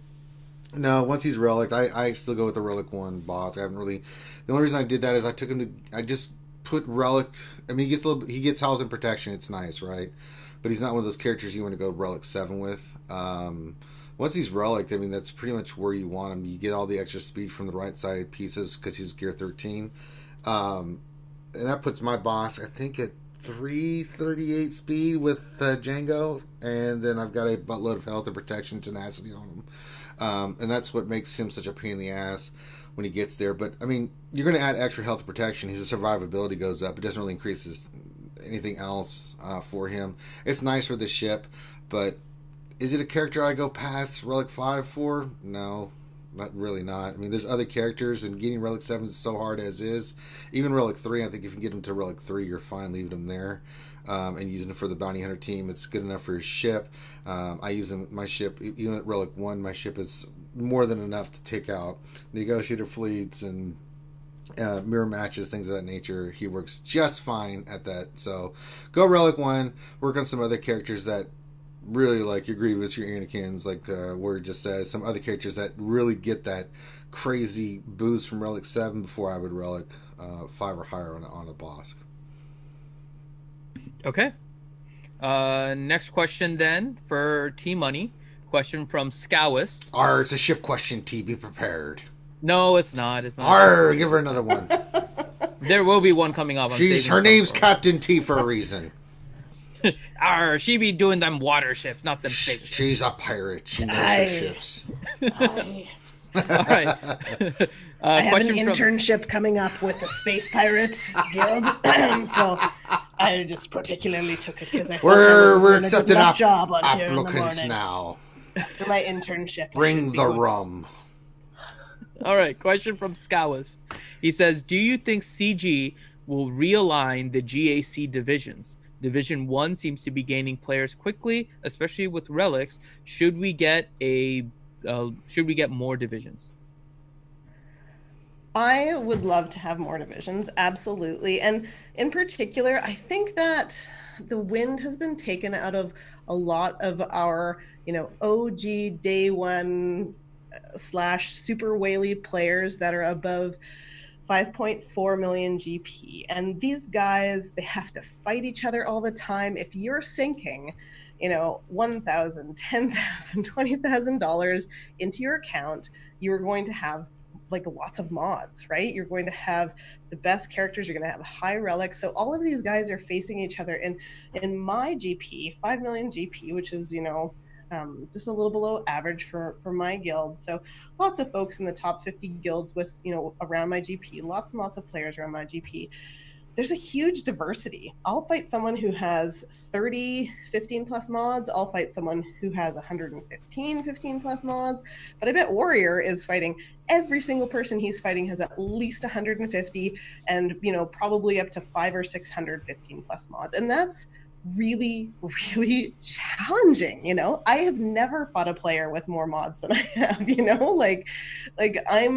it's easy for me. And I think that they need to do something with the matchmaking or something to be able to make it fun for players that are above 5.4, 5.5 million GP. I think that needs to be the priority because that's, when you look at, rosters, when you're, I don't know, I nerd out. I look at the top guilds. What do they have? What are their best mods? All these players that were kind of shooting to kind of, one day we'll have a roster like that. You don't want me to be the top one left. You want those guys to stick around and have fun in, the newest game mode that we have, the most competitive game mode we have. And I just think that, I think they really need to do something about that. Splitting the divisions up, I just don't know how to solve that. Usually I have, my little opinion on everything. I don't really know how to solve that. Warrior, maybe you can chime in here and see if you know a way to solve that. I think maybe, really expanding the matchmaking, because it's so specific. It's if you look at your character GP, 65 plus, 80 plus, for your top 80 characters, top 65 characters, you will be matched within like a very, very small margin, 1,000, 2,000 GP. At least expand that maybe to, I don't know, 50,000 GP, so that these guys get to face people around 5.4 million. Maybe make it more based on progression and how much people have won a lot. I don't know, even that's gonna, I don't know. What are your thoughts here?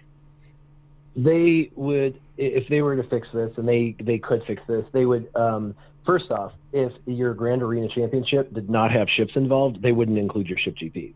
They do that, though, but that's stupid because you can't use your ships, but then it counts against you. That's just dumb. It pushes you up into a higher tier, which means those individuals have higher GP, and their higher GP may be in characters, not in ships, which means that there's a chance that even your top 80 is sort of comparable. They still have, better relics or things like that, maybe better Zetas or whatever. So they need to, if it's all characters, it needs to be only character GP considered. If it's characters and ships, it needs to be weighted.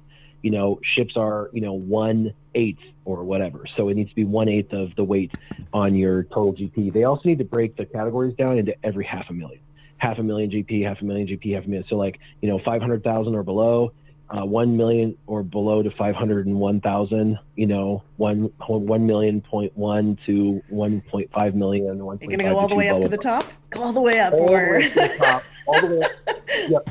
All the way up to the top, to where, the people who are at 6.8, they're getting near 7 million GP. Oh my and gosh, I'm at really?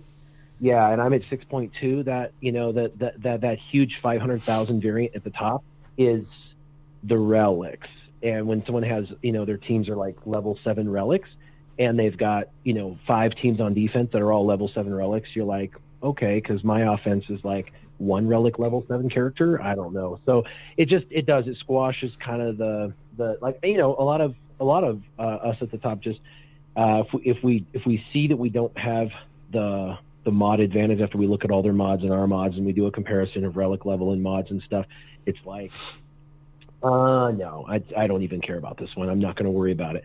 And it kind of diminishes the desire to play in a category. The second thing they could do to fix this, aside from actually making GP relevant and building more tiers out, would be to bring back speed the way that they had it.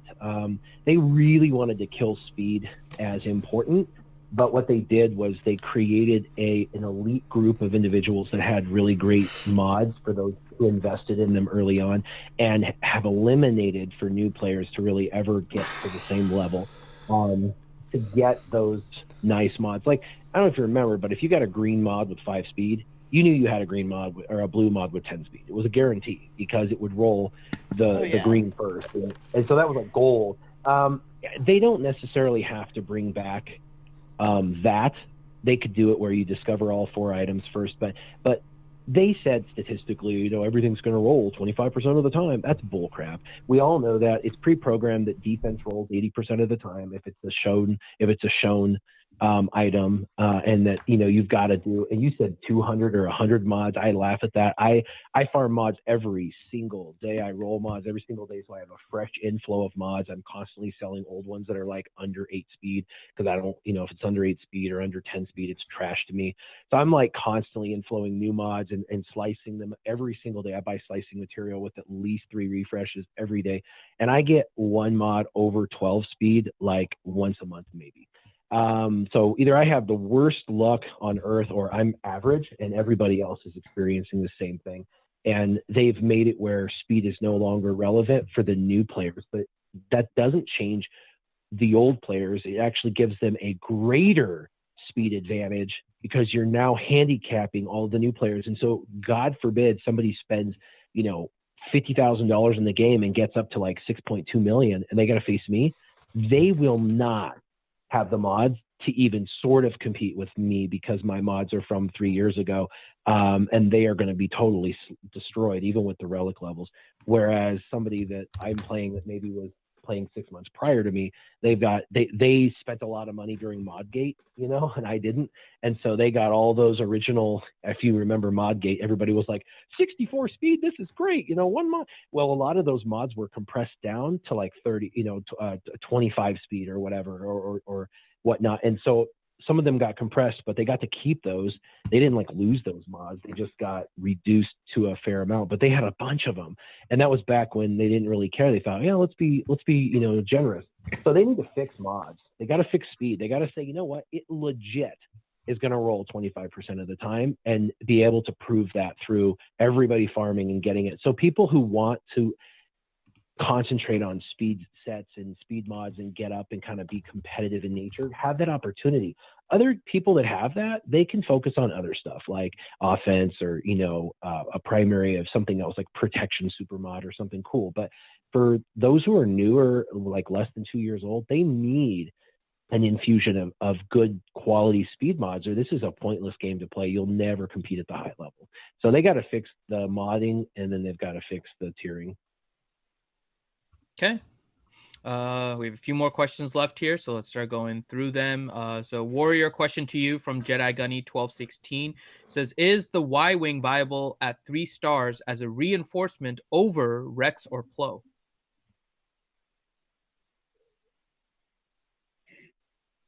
Over Rex, not over Plo. Plo is too valuable of a cleanse and health and protection regen, and be able to throw the taunt back on somebody who had taunt loss. So no, not overflow. Okay. Next question then, Ranger. Question from Solar Warden. He says, is Newt's Zeta worth it? Is Echo Zeta worth it for Geo TB? Both are, yes, but they're not the priority for those teams and for those factions. So there's a ton of other Zetas that you need before you start messing around with those. But as finishers to add, I have Newt Zeta. I'm about to put Echo Zeta on, but I did other people first before then. So yes, they're worth it, but not the priority. And definitely use them because they do make a difference. But they're not like a Rex Zeta or Grievous Zeta or GBA, things of that nature. It's the one that once you get the main focus of those teams squared away, then you go back and you do like a Newt and then an Echo, just to add that extra something that really makes those teams stick out. Okay. Science. Next question then for Team Money from Master Shogun, and the question is, am I the only one that wants CG to make Galactic Wars great again? Ramp up the difficulty with new squads, relics, and better rewards. Seems like an easy reskin for a win. Sure. I'll take that. I mean, what I really want is to be able to play my guildmates. I want some sort of game mode in game where I can test stuff, but I'm a nerd. I don't know if a lot of people are really going to want that. But we do need something to play in game right now, hey? Because sometimes you go in game and the only thing left to do is buy stuff. It's like, oh, I've done everything. I've done this, that, and the other, especially not joining Grand Arena this week. It was like, I have the choice to go buy some crystals and fool around with mods or, log out. And I think that's why a lot of people who really were involved in this game, like really, really were involved in this game, multiple hours a day, all the time, are starting to kind of ease off in their participation because it's a habit, right? Like checking in game, what can I do now? What's there? What's going on? There's much less to do. Remember when we would complain about it? Remember when we would be like, there's so much to do, I can't live my life. Well, you know what? Maybe we should just stop complaining about stuff. And, I don't know. Sometimes I'm like, stop. Well, when Carrie was at the helm, I was like, stop complaining about stuff and just like, let them go. Because I think over time, you kind of saw this progression. And I developed a kind of trust that something is coming. It's going to be okay. Relax. Right now, I don't have that trust. I'm like, yeah, I'm just kind of like, what's going on, people? Like, hello, is anyone home? Is anyone still working there? Where's our stuff? So yeah, Galactic War could be an easy solution for that. Just ramp up the difficulty of it. I'm sure there's some, I don't know how to fix these things. I don't know if that's an easy fix or not. But I think, playing guildmates would be really fun. And just a weird thing that I learned from failing to join is that I think if you, like, as a group, didn't play that first round of GAC, you would easily, if your GPs were anywhere near each other, you would easily get matched with each other if you're around like 5 million GP. Like I'm matched with people who are like 4.5 million to 5.5 million GP, like a huge range of like mods, and people don't have Darth Revan. There's somebody who doesn't have Nest. Like there's this huge range I'm joined up with. So I'm like, maybe in order to get my like, PvP with people I know and love mode, I'm just gonna like, hey guys, let's set out the first Grand Arena and try and adjust our GP to get matched with each other. So, that's the point where I'm at right now. I'm like looking for, to enrich the game more. Like another thing, like people complained about bonuses. I love TWs with bonuses. We would like just pour over strategy and try and figure everything out, and just like, it was so fun. The guild would be so involved. Now it's like, we still spend an inordinate amount of time planning and practicing beforehand and modding, but it just doesn't have that same kind of excitement and fear, and like the idea that I'm going to place this and it's going to you're going to be just torn apart, like you're going to lose because the other team just had an idea and they were more creative than you. And so I miss that aspect of the game. This game is really strategic, really dynamic. There's not a lot of games out there with, so much behind the scenes math and everything, certainly not mobile games. So I hope that they give us more to do there. So yeah, if Galactic War is an easy fix, let's do it. But give us more stuff. I'm lonely. Easy is always quote unquote with the way CG has done things. So. All right, next question. I was going to say on that, the big thing that they're missing on that is they already have a bunch of in-game content already pre-built. It doesn't make any sense to not take advantage of that and create fun modes. They could do a Rancor raid where you can only take in rebels, or that would be too easy. Or you could say you can only take in bounty hunters. It's a Rancor level that's bounty hunter only. And then they just put the restriction in. It would take them literally 2 hours to put a restriction in. And then get like create a Zeta or something like that, like a little bonus thing. So there's like an incentive for your guild to get together. Maybe get a first time reward, and maybe you get a little bounty hunter tag or whatever that says like, Rancor Slayer that only bounty hunters can earn or something silly. And then give them a unique reward that gives them, tokens for other factions, or create a new store that you create tokens on those unique runs. And so they can do that. They could build it where Rancor's got a call like death mode, and you can only take in one character, and you got to pick one character, face him mano a mano, and then the guy can't have any turn meter reduction, no stun, nothing, and it's just mano a mano. How far can you go with one character? The further you go, the higher your token reward is, kind of thing. Like, they could have fun with existing modes that would take, because nobody cares about the Rancor anymore. Why not? You spent all that time to build a Rancor raid, and now you're just going to throw it in the trash? That's stupid. Let's create a new tier. Spend a week creating 5 or 10 new tiers, and then roll them out over the next year. And one a month, for every other month or whatever. It would infuse people wouldn't want to sim anymore. They're like, hey man, let's do the bounty hunter challenge. That'll be fun. Let's do it. And people would be reinvigorated with the old stuff, and that's such a wasted opportunity. It is, but I think after I don't know about everyone else, but after their fun and playful TW changes, I'm kind of hesitant for them to be the ones making any kind of fun changes to any of these game modes. I love those. I don't think I love those. I love hated them. Limiting characters. I hated them. every single one of them. Every single one of them. I loved it. You little so wussies. Have that mode just for TC. One is PvE, one's PvP. Focus on PvE changes. People will all have fun with it. Focus on PvP, and you might piss some people off. So if you want to win-win, just do the PvE only. Yep. All right. Next question then for Warrior from Felipe Minacucci. Question is, I'm gearing up 3 teams to counter gas. Rebels, Darth Revan, and Padme. What team is the most efficient? I have all 3 teams almost gear 13. Who's that question for? Me, for me it's Rebels. Padme works, but I have a higher win rate with Rebels. But I also have a higher relic tier with Rebels. So there's that. Okay.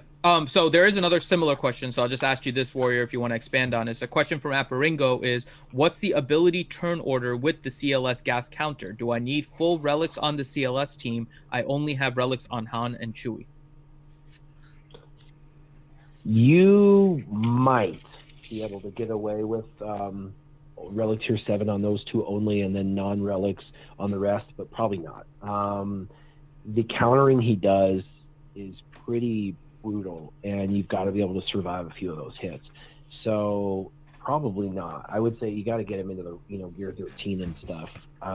It really benefits. Plus you get that extra 8 speed, which this team is kind of speed intensive. 3 characters need some speed, so it will help with that. But you can try it. It also depends on what you're going against. If you're going against a team that's got relic 3s except for a 7 relic gas, you might be able to do it with far less. I mean, I remember on my leaderboard I used my Sith Empire to beat his gas up until he got past relic 5. As soon as he hit relic 5, I was done. But that was because my relics on my guys don't exceed 3 for most of my characters on Sith Empire. Most of them are like Relic tier 3 or below, except for, you know, Malik, who's a 7, but the rest are all at like 3 or below. So once I lost the Relic battle, I lost the battle.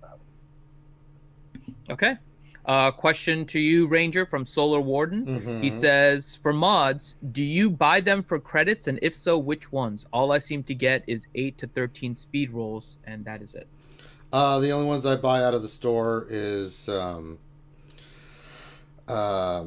anything that's like speed with a speed 5 now. I really don't do anything else in its speed mod sets. I just don't dick around with them anymore. It's the only thing that's worth it to me. You know, with all the farming I do with mods out of the challenges, I get plenty of blues and greens and purples. But the thing is I don't get is the golds. And that's the 2 top mods that I have been from the gold mods, right? Slicing is just awful. So if I'm going to take a risk and save credits for anything, it's going to be a gold mod that's 5 speed only. Once in a while I'll buy another mod. I'll look at the stats, like if it's a certain mod like potency with the potent secondary and 5 speed. I bought one of those the other day. It actually hit 16 speed, so I was very happy with that. But those are the only exceptions I make to the rule now. Very specifically, I don't care about 4, I don't care about 3. I'm going either 5 or nothing, and that's just the best way to do it. Hey, JCBM. All right, next question then for Team Money from Solar Warden, and his question is, what squad should I use against Geos if they have 2 Gear 13s and the rest are Gear 12s without Traya? One squad that I've been using lately that I really like, it's kind of requires you to split up your Darth Revan team a little bit. I put my Darth Revan team on defense, but I hold back Darkside Bastila. That's a very, very dynamic team when you have Emperor Palpatine, Darkside Bastila, Darth Nihilus, and then you can have 2 more TFP, Vader, Thrawn, Tarkin, like the whole gamut, right? Just kind of depends who you're going against, and you know, maybe you don't want to take in Tarkin against bugs, you know, and you want to dispel her there, etc., etc.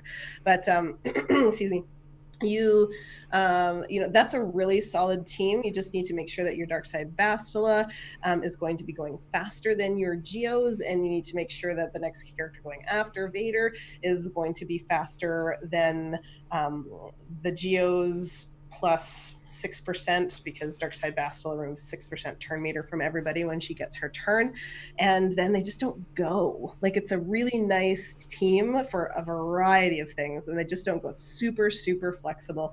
It'll, you know, pretty much beat everything except the very top meta. So that's a team that I always like to have in my back pocket. And yeah, I super dig that team. That's what I use if it's not Traya. I have a really good CLS team, so I can use that against bugs. Night Sisters is awesome against bugs with another Talzin lead. That's a pretty for sure win. If you match relics, that's an easy win for sure. You're just kind of they get plague. They have the heal, but the heal's usually used first, so you just kind of wait a little bit, and they go down really easy that way. It's very rewarding to see bugs fall to Night Sisters. It's a fun team to use. What else? Yeah, that's it. That's pretty much it. I don't mess around with those guys too much, you know. Oh, of course, all the Watt teams. It's all the Watt teams. So, you know, First Order with Watt. There's a whole bunch of teams coming out with Zalbar, putting the taunt on Zalbar. The bugs have spy hits very, very hard indeed, but the rest of them, if you can have a team that's healing up all the time, then fine, spy, go ahead and do a 150,000 hit on my R5 unmasked Kylo. Like, those teams are really strong. They take relics, though. You really have to match relics. Traya, usually I use Traya and 4 tanks is what I typically use there. I think that's kind of the best bang for your buck. You just have to watch if you're using Scion, when you use him, so that there's debuffs on the other side for them to lose health really quickly. But that's there you go. Okay. So we have 3 more questions left and a couple of around the corn and then some fun questions. So let's go through these really quick. First off, before this next question, if you guys are avoiding anything related to episode 9 information, you may want to plug your ears for a couple minutes here. Warrior, That's question me. to you. I'm turning off. I don't listen to anything about episode 9. I'll come back. Okay. All right. And just yell when you're back, T, so we know that you're back. Okay. So question to you, Warrior, from Han Cholo, and his question is: B1 and B2 shards were a clue for General Anakin Skywalker in the Galactic upgrade pack. They added Palpatine mobile shards, the Palpatine ship shards, the last time it showed up. So what are your thoughts on the Palpatine ship potentially being required for Episode 9 event and something related to Palpatine? Oh, there's a possibility for anything, and I think that some of those Empire and Sith ships haven't been given their due yet, so I could see that as a possibility for them using them for an event to make them, relevant. Yeah, I think it would be kind of cool to see another one. Okay. All right. Next question then for Ranger. Question to you from Hermes Awakened Empire. Okay. And he says, has the discrepancy in the value of gear required for mod salvage been addressed at all? Are the Mark III HoloLens projectors going to keep their current value? Wondering if CG mentioned any of it. They haven't mentioned any of it, and I don't think it is. You don't think it's going to change, right? No, I think that it's not going to change. They're going to leave it as is. It doesn't make sense. That was the first thing me and Finn noticed when we saw that. Like, wait, what? I mean, I'm not in any hurry to change any of my relics right now, right? No. So I'm collecting all of like the signal data and everything. So every day I'm just farming that with my Cantina energy. Sure. But what I'm doing, and there's some other people that have done it, but the nerd in me kind of wants to do it on my own, but is going through each of the different parts to try and figure out what the best conversion rate is. They're all done pretty much on a very flat basis. Like the salvage is worth one thing and the full parts is worth another, and then they have like some minor variations based on what they categorize the different items for. But when you're looking at it, there are a lot of discrepancies. They mentioned it in the last Q&A, I believe, or the one before. This did come up, and they said they were basically, it is what it is at this point. They didn't really say that they were going to change it, so they haven't addressed it fully. But it is something that they kind of address, but not really there. So, but yeah. So I think it is going to be what it is. Yeah. So players need to make sure that they're looking at what the best value is for each of those in order to make sure that it's the best value for the conversion for salvage. All right. T Money, are you back with us? Yes, sir. Okay. Question to you from Darth Fire. He says, "I'll soon have Ezra Gear 13. Should I turn on Relic 7? Well, I guess you're hoping for Jedi Master Adastra to be on the stream this morning. My opinion is just to turn back now. If I can turn back gear. I mean, I do like Ezra for his ability to feed turn meter to support. I think that's super cool. But he's I don't know.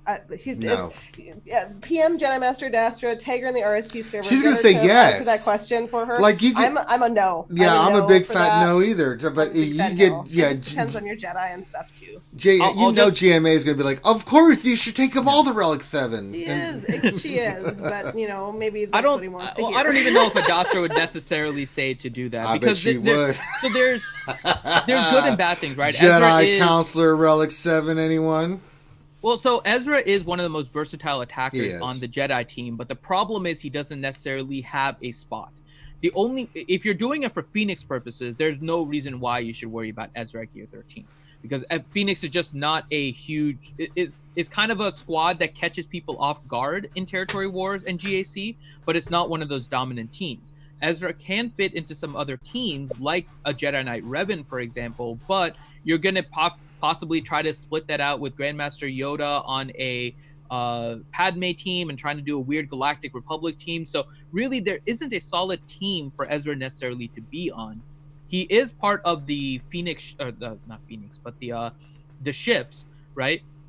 And so if you're still trying to power up your rebel ship, maybe there's a little bit of a benefit there, but there really isn't a main reason for it, because you'll be using it kind of as a plug and play on a Jedi team until you get the better squad. Ezra, unfortunately, right now is not the primary Jedi on any squad. He would be a plug and play if you're trying to move around Jedi, potentially for like a second squad.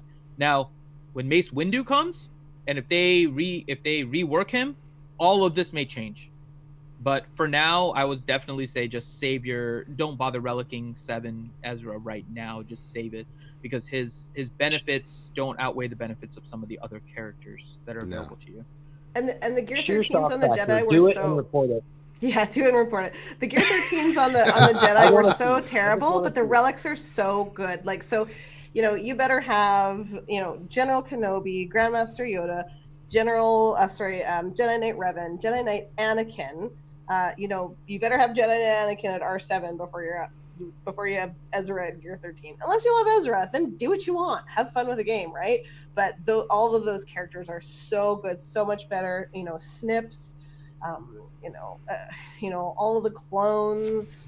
Like, there's a lot of, in that in that faction of Galactic Republic and Jedi, there's so many really good ones. Like, if you faced a team that has an R7, JKR, and GMY, that's nasty.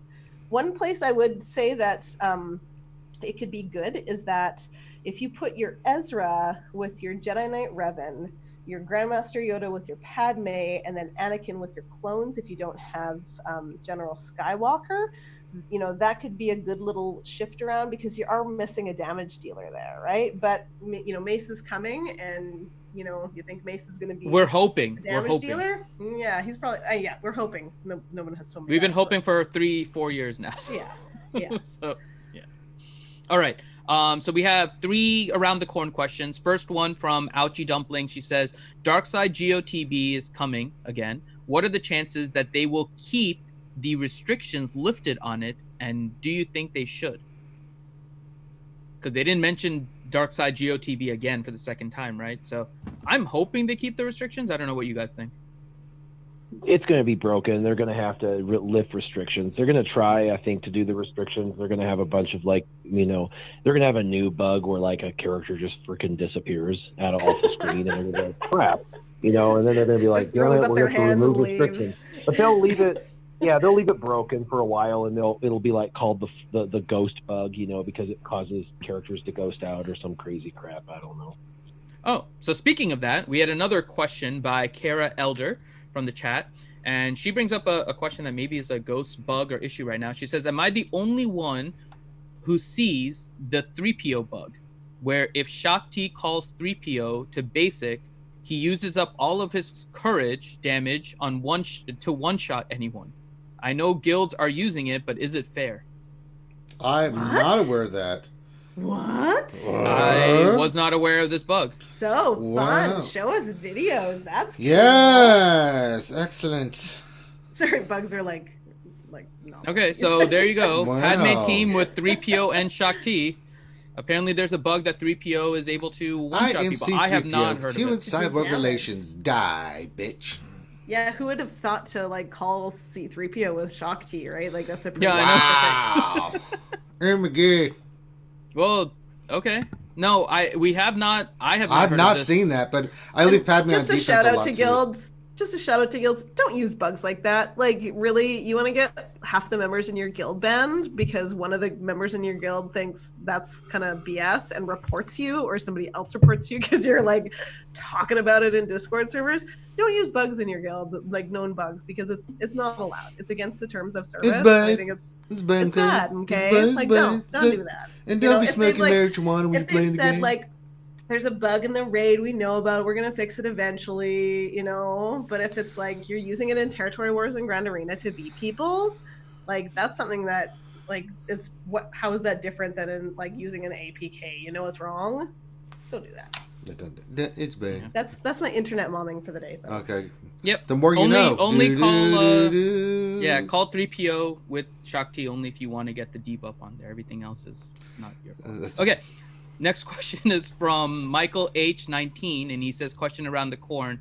How are you all splitting up your Separatists? I feel like I'm wasting Newt and Droideka. I'm not doing anything until I get Watt, Levin, and Zaydid. Then I'm going to do some. I feel funky the same stuff. way as him. I feel like you've got a droid team with Watt, and so that's good because Watt brings him back to life, and that's super annoying. So you've got that team, but then you have you don't really need Droideka on that team. You take him out for Watt. Well, then you've got Droideka. You've got you want your Asajj with your Night Sisters. It just makes sense, and then you want your Geos all together, and that makes sense. So what you're left with is Newt as a lead because he's amazing as a lead. But you've got Newt, you've got Droideka, and you've got what's his stupid Dooku? Yeah, Dookie Pants. So then you've got Dookie Pants and two others. And it's like, what are the other two? What are the other two? You pull Django, but then you're pulling from the bounty hunter team, right? So yeah, and I've done that, but then he gets his instant invincibility, but it doesn't really matter. And the truth is, you don't have Django, and he's so powerful on a bounty hunter team, or even just with his clone son. It's like that sucks. So then you do that for a while, but you're like, no, that sucks. I didn't get to use him, and I need him on offense to be really effective. So you're down to like 3. It's like, well, what do you do? So then you just start jamming stupid characters into that team. Like I've got crazy enough, I have a Royal Guard that's like Relic tier 3, so I'm like, yay, and I threw that in there. But it's like, because he's like a disruptive taunt or whatever, but that's stupid. That's just stupid. I need at least 2 more Separatists for that team to really be complete. So I don't know if anyone has any ideas on how they're pairing out their teams. I'd love to hear it. I have a good one that Blade Baka suggested I think it was in our Patreon workshop after the fact. Maybe he doesn't want me to share this. It's really Hold good. on, everybody. It is good. I'm going to share it. I know. So, the Newt team is tough because what tank do you put there, right? So I want to put Sunfac, but I can't. So he puts Droideka with the bugs. And then there's like all of these extra assists. If you're using Traya with it, he's assisting with Traya, and then, he's just puts that randomness and that scariness in bugs that you just didn't have before when you're going Traya and the tanks against him. So I really like that. Then Newt, Dooku, Sunfac, Django, Nest is a really, really strong team. There's not a lot that can beat that. That's outside of, those top 5 teams. But then, folks, do not sleep on Watt. You need to save relics and save gear to get Watt to gear 13, relic 5 or above as fast as possible when he's 7 stars. This is the new team, Grievous and Watt. It is so hard to beat. It is the new 2-shot team. It is the new General Skywalker. We faced some of these in our territory wars. I faced a Watt that was 121,000 health and 60,000 protection. He gives the health bonus to all of the Separatists. He's just insane, and it is the new 2-shot team. It is extreme. I mean, Grievous was difficult to beat in the beginning, right? Like, it's a very hard team. You can, like, your Sed Ranger, yours is getting 3 and 4 holds all the time. With Watt, this team is ridiculous. It is like a relict Darth Revan team that's going to beat that for you. It's crazy. This is the new team. Watt is extremely good at relics. Everything else has just been completely put on hold for me. It's all my resources are going into Watt. He's one of the top 10 characters in the game right now, if not like top 3. He's crazy good. All right. So we are done with the main questions. We have some fun questions. Really quick before we get that started, Warrior, Team Money, you guys good to go through the fun questions, or do you guys have to drop? Because I know we're... All right. You're good, Warrior? Okay. So yes. Mm-hmm. All right. Okay. So first fun question from Utah. You said, now that RSG is open about condoning cheating on the Morning Marble content, what does CG offer you to come to their side? No. So my cheating is now not done with CG, but it's done with Pixels by Pixel Studios. who actually came into our game and actually raced a marble and won in their game. So we declared hacks. They condone the cheating, yes. We showed them the cheating that you guys are trying, and then over the weekend, they allowed for a cheat code. So there you guys go. We're working with pixel by pixel in order to cheat. that's my story. I mean, we got to do some more marble races today. I just don't know when we're going to do them. But we did them this morning. Every morning, 9 a.m. Eastern time on Twitch. But what if people want more, Finn? Well, then they can wait until 9 a.m. the next day. Well, because not everybody can do it in the morning, Finn. We can't just do it. Well, then you can watch the highlights. I love doing it in the morning. All right, next question. Jason Krolik. He says, who's ready for light side TB in a sarcastic voice? I'm still on the do it thing. All right, next question. Apropos wooing, can we get a barbershop trip song? Can we get a what? A barbershop trip song. No. No. There you go. Devil's Treasure for Warrior. Can we expect any additional secret counter videos coming up? That CLS counter video was great with the mod details. Secrets. Awesome. Yeah, so that wasn't super secret, and none of the videos I'll release are going to be super secret, but I will break down just the basics of things that everybody kind of is a little bit hazy on or wants the details on.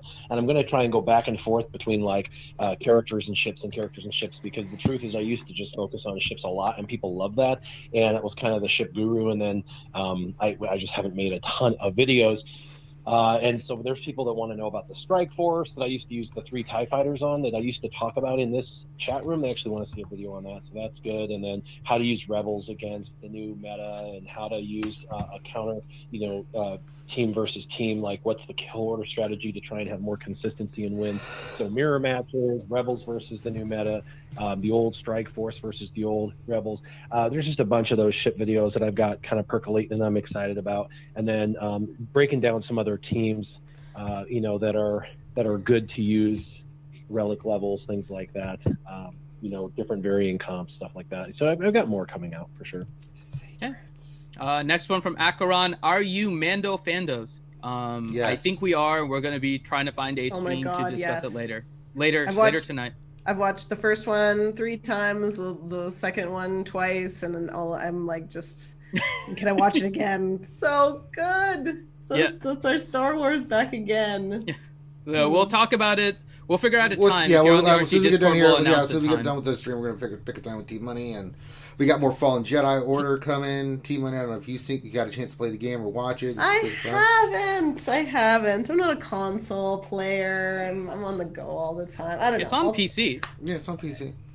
Sorry, yeah, like She doesn't play anything besides mobile. Yeah. Like Grande. Grande does the same thing. Okay. What else? 73 is Mandalorian alone worth the $7 a month for Disney Plus? I think so. I'd say yes. Yeah, you can steal it. And you got clones. You got the Clone Wars coming out.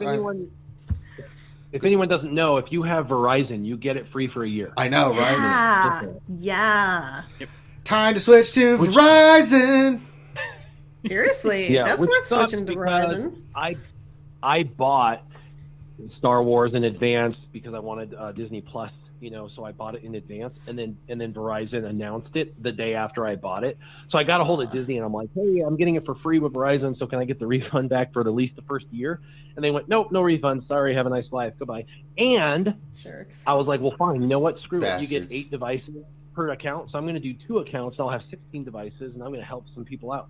And they're like, sorry, your email has already been used, and this is the email attached to your Verizon, so it's expended. You can't use it. And I was like, no! Wow. Warrior's trying to be a Mando pimp. Yeah. Well, I've seen the first episode 7 times and the second episode 3. And I've seen the second one 3 times, so it's definitely worth $6.99 if you're paying monthly. Yeah, Warrior's so good, and it's like you can watch it with your kids if you have kids. Like it's just so well done. It's the Star Wars we all deserve. Yes. Yeah. So I'm just saying. Okay. Yeah. We're getting very close here to talking too much about this. Yeah, we're not getting. All right, paparazzi. Question for Finn: now that you've stopped playing that marble game, is it now confirmed that you've lost your marbles? Yeah, my marble got destroyed. You mean this happened a long time ago? My marbles are gone, gone, man. Yeah, my marbles have been gone for a while. Before he found the game, he was a nut job. What else 73? In Fallen Order, does it seem like the AI reacts to your attempts to attack as soon as you press a button, but before your animation happens, so you get blocked and it hits you? That's one of the things I have a little bit of issue with Fallen Order. The combat's a little clunky. It's really, really clunky. Sometimes it works, sometimes it doesn't. There's some things with the parkour it can be buggy. Like I was doing yesterday, I'm running, I'm on the side of the wall, and then I hit A, and then it's like I just drop. This literally just dropped to my death. I'm like, wait, what happened? I know I hit A. What the hell? So and I've been watching some other streams, the streamers that are doing it, and watching their reaction. It's similar. Yeah, it's there's a lot of good things about Jedi Fallen Order. There's a lot of things that are like, So, but I'm gonna. Right now it's still a positive experience for me. I'm gonna be, as soon as we get done here, and I gotta set up my green screen and some other things, and then I'm going to be playing some more. So yeah, we'll get some more Jedi Fallen Order into today because I know you guys really enjoyed it. So we'll do some more today here in the next hour or two. Okay. Smoke 311. Can we maybe have KP on here sometime, please? Yeah, I think KP has been on Jedi Academy before. He's just gotta get his butt out of bed. He's like doctoring people. Listen, and stuff. I mean that is get out of the emergency room and we've offered Urs. We offer a lot of people like, what time is it? No, I'm sleeping. Urs said no. He's like, bitch, I'm sleeping. No. That's all right, too early. Next question puts Warrior on the spot here. Question from Smoke 311 to Warrior.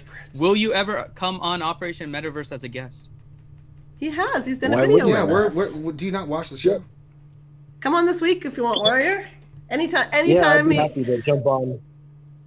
I'm happy to jump on whenever. I just have to be available. That's all. So if it's recording at a time when I'm available.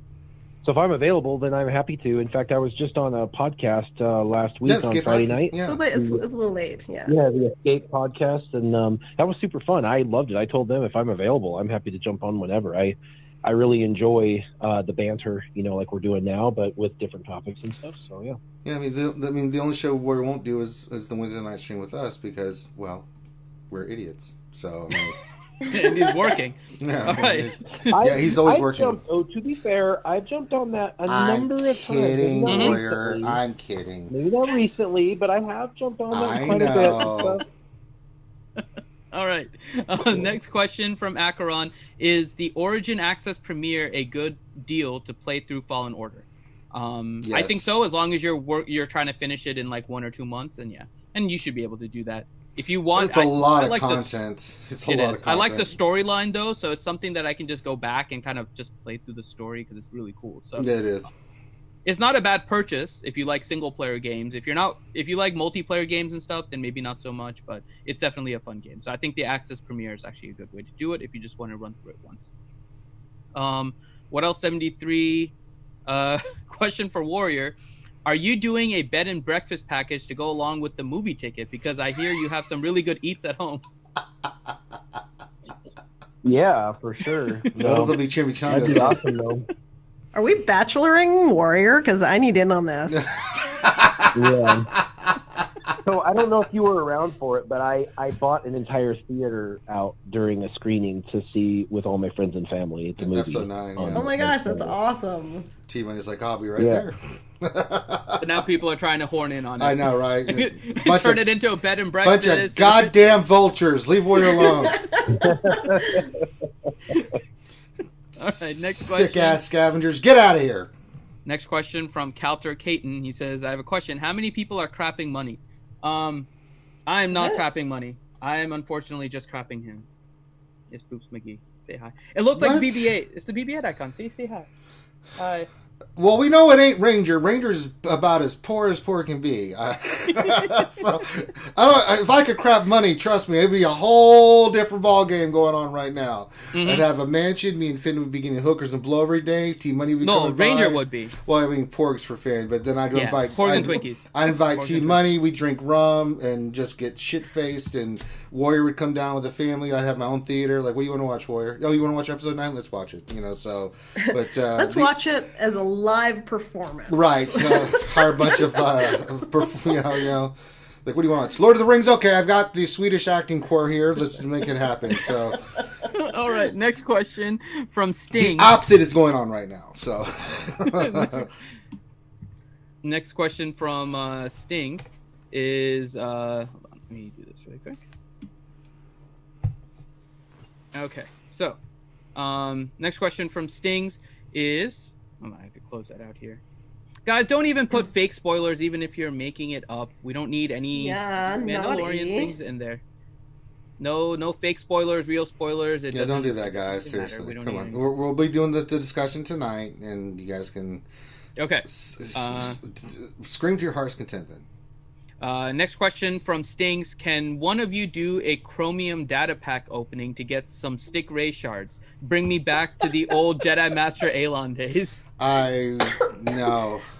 I can refresh the guild store a few times for you if you like. I will be doing this, though. I will be using stick ray from now on on my resistance team, no matter what, because I've got to represent Remon because, he sucks at GAC, and so I've got to have the representation for Stick Ray. So Stick Ray will be a part of the GAC move forward for me. So, all right, in honor of our good friend Remon.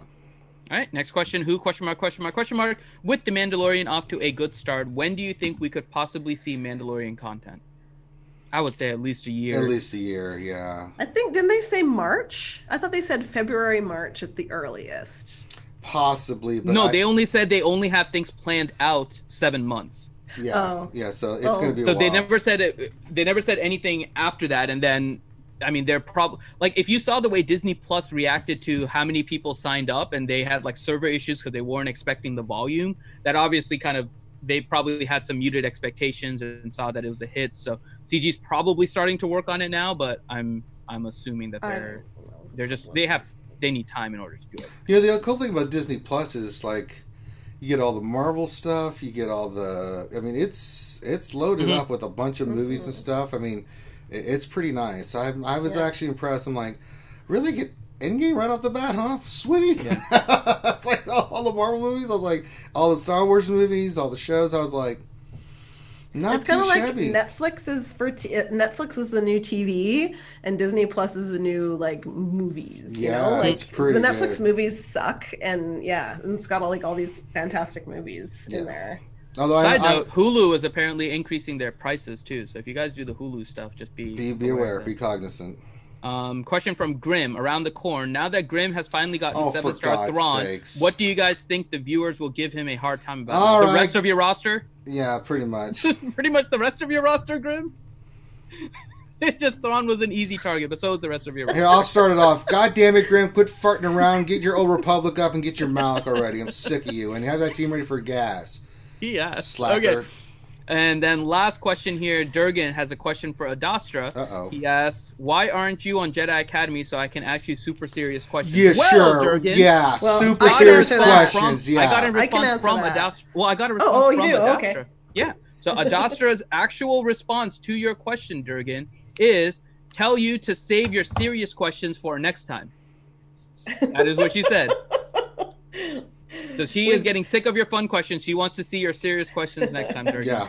Holding you to account, Durgan. Holding you to account. Yeah, that's how it works. Science. And there you go. Those are all the questions for today. Words are hard. The corrupting influence of Durgan toward Jedi Master Dasher is something to behold. Let me tell you. He's already corrupted Maz. Now he's going after Jedi Master. And I must if give he thinks he can corrupt, if you guys think you can corrupt Jedi Master Dastra, she's uncorruptible. No, I tried. She's corrupted you. Well, it's not corrupted me. I'm fully Sith. Your brain isn't working. No, I'm beyond redemption. I pee relic evil, so consular. Yeah. So not me. That'll never happen. But then again, me and Adesha kind of, neutralize each other out. So I mean, she's goody, and I'm batty. All right. She's not. She's the scariest person in my guild by. Everyone, it's just terrifying. Grande Verga, wait, what the hell's terrifying about JMA, man? What is terrifying about her? She's so nice. You do not want to, you do not want to do something stupid in the guild because she'll be like, that was stupid. Like she'll just straight up like, what's up with you? Like the Jedi aren't necessarily gentle, So, Grande Verga, I saw your question, but one of them, they came in a little bit afterwards, but I'll just ask everyone. How's everyone's TW going? I didn't. Oh yeah, I forgot about this. I wasn't able to join TW. You know why? It never popped up in my guild event. Weird. Like I went back and looked at the stream because I was waiting to join it, right? And I didn't think about it because I checked it a couple of times. The guild event, no event was in there, but the little thing on the main screen was there. So I was like, wait a minute. And then when someone said, "All right, let's get ready for TW," I'm like, did it show?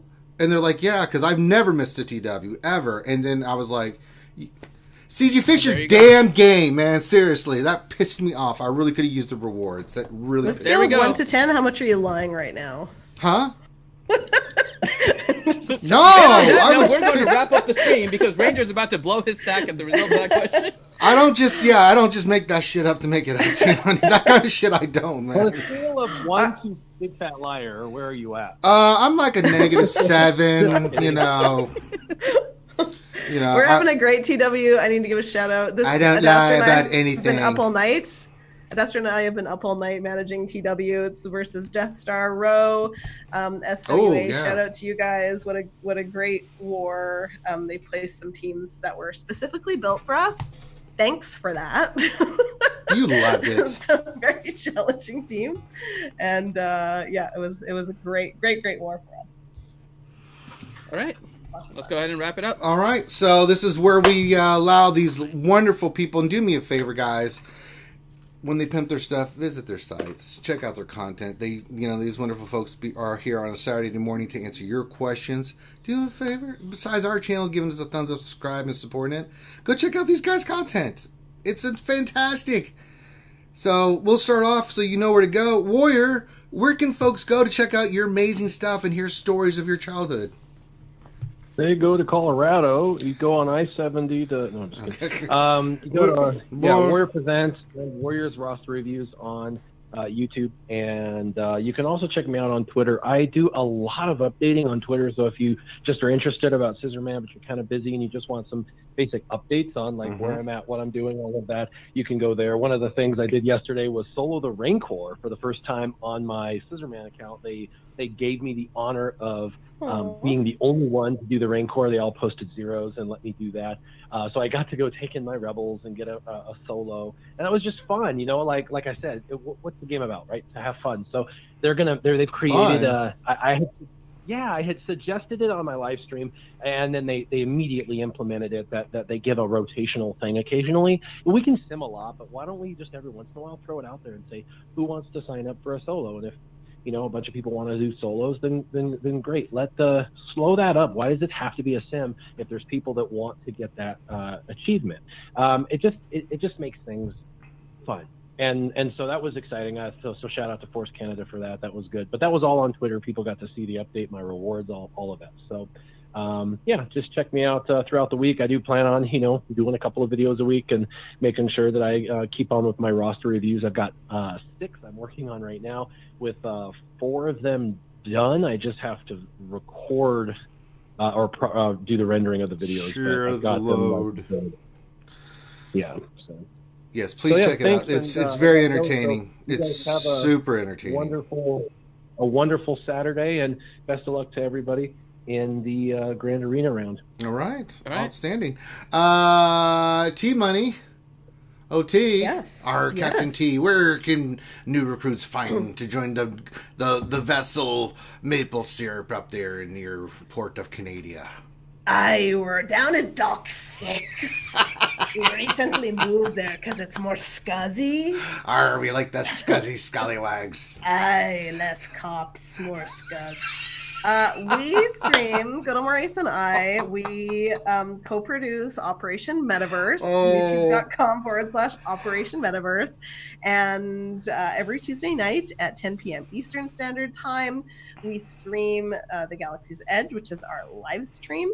We go from 1 to 2 or more hours, and we usually have a guest on. We've had free display specialist last time. The week before we had the second place Grand Arena in Division 1 winner.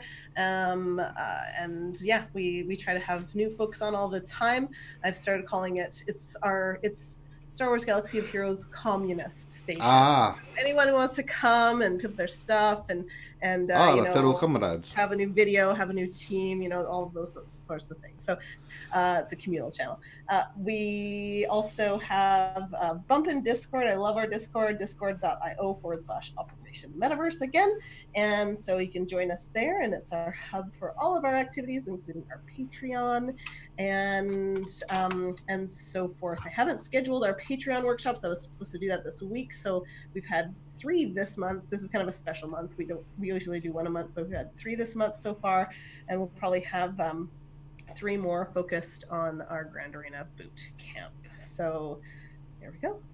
All right. And Finn, the big thing I want to talk about, because we know Team Money is going to be there on the 7th to support our ACS campaign. Right, Team Money? Of course. And Warrior will be there. And Finn, before we sign out, you want to talk about the ACS stuff? Yeah, I know we're running high on time here. We don't have a lot left. So really quick, December 7th and December 8th, we're going to be having 2 12-hour live streams. On 7th, it will be on YouTube. On the 8th, it will be on Twitch. Please make sure to join us. We'll be trying to make our push here to our final goal of 17,500 during that weekend. We're currently over 7,000, so we only have about 10,000 left.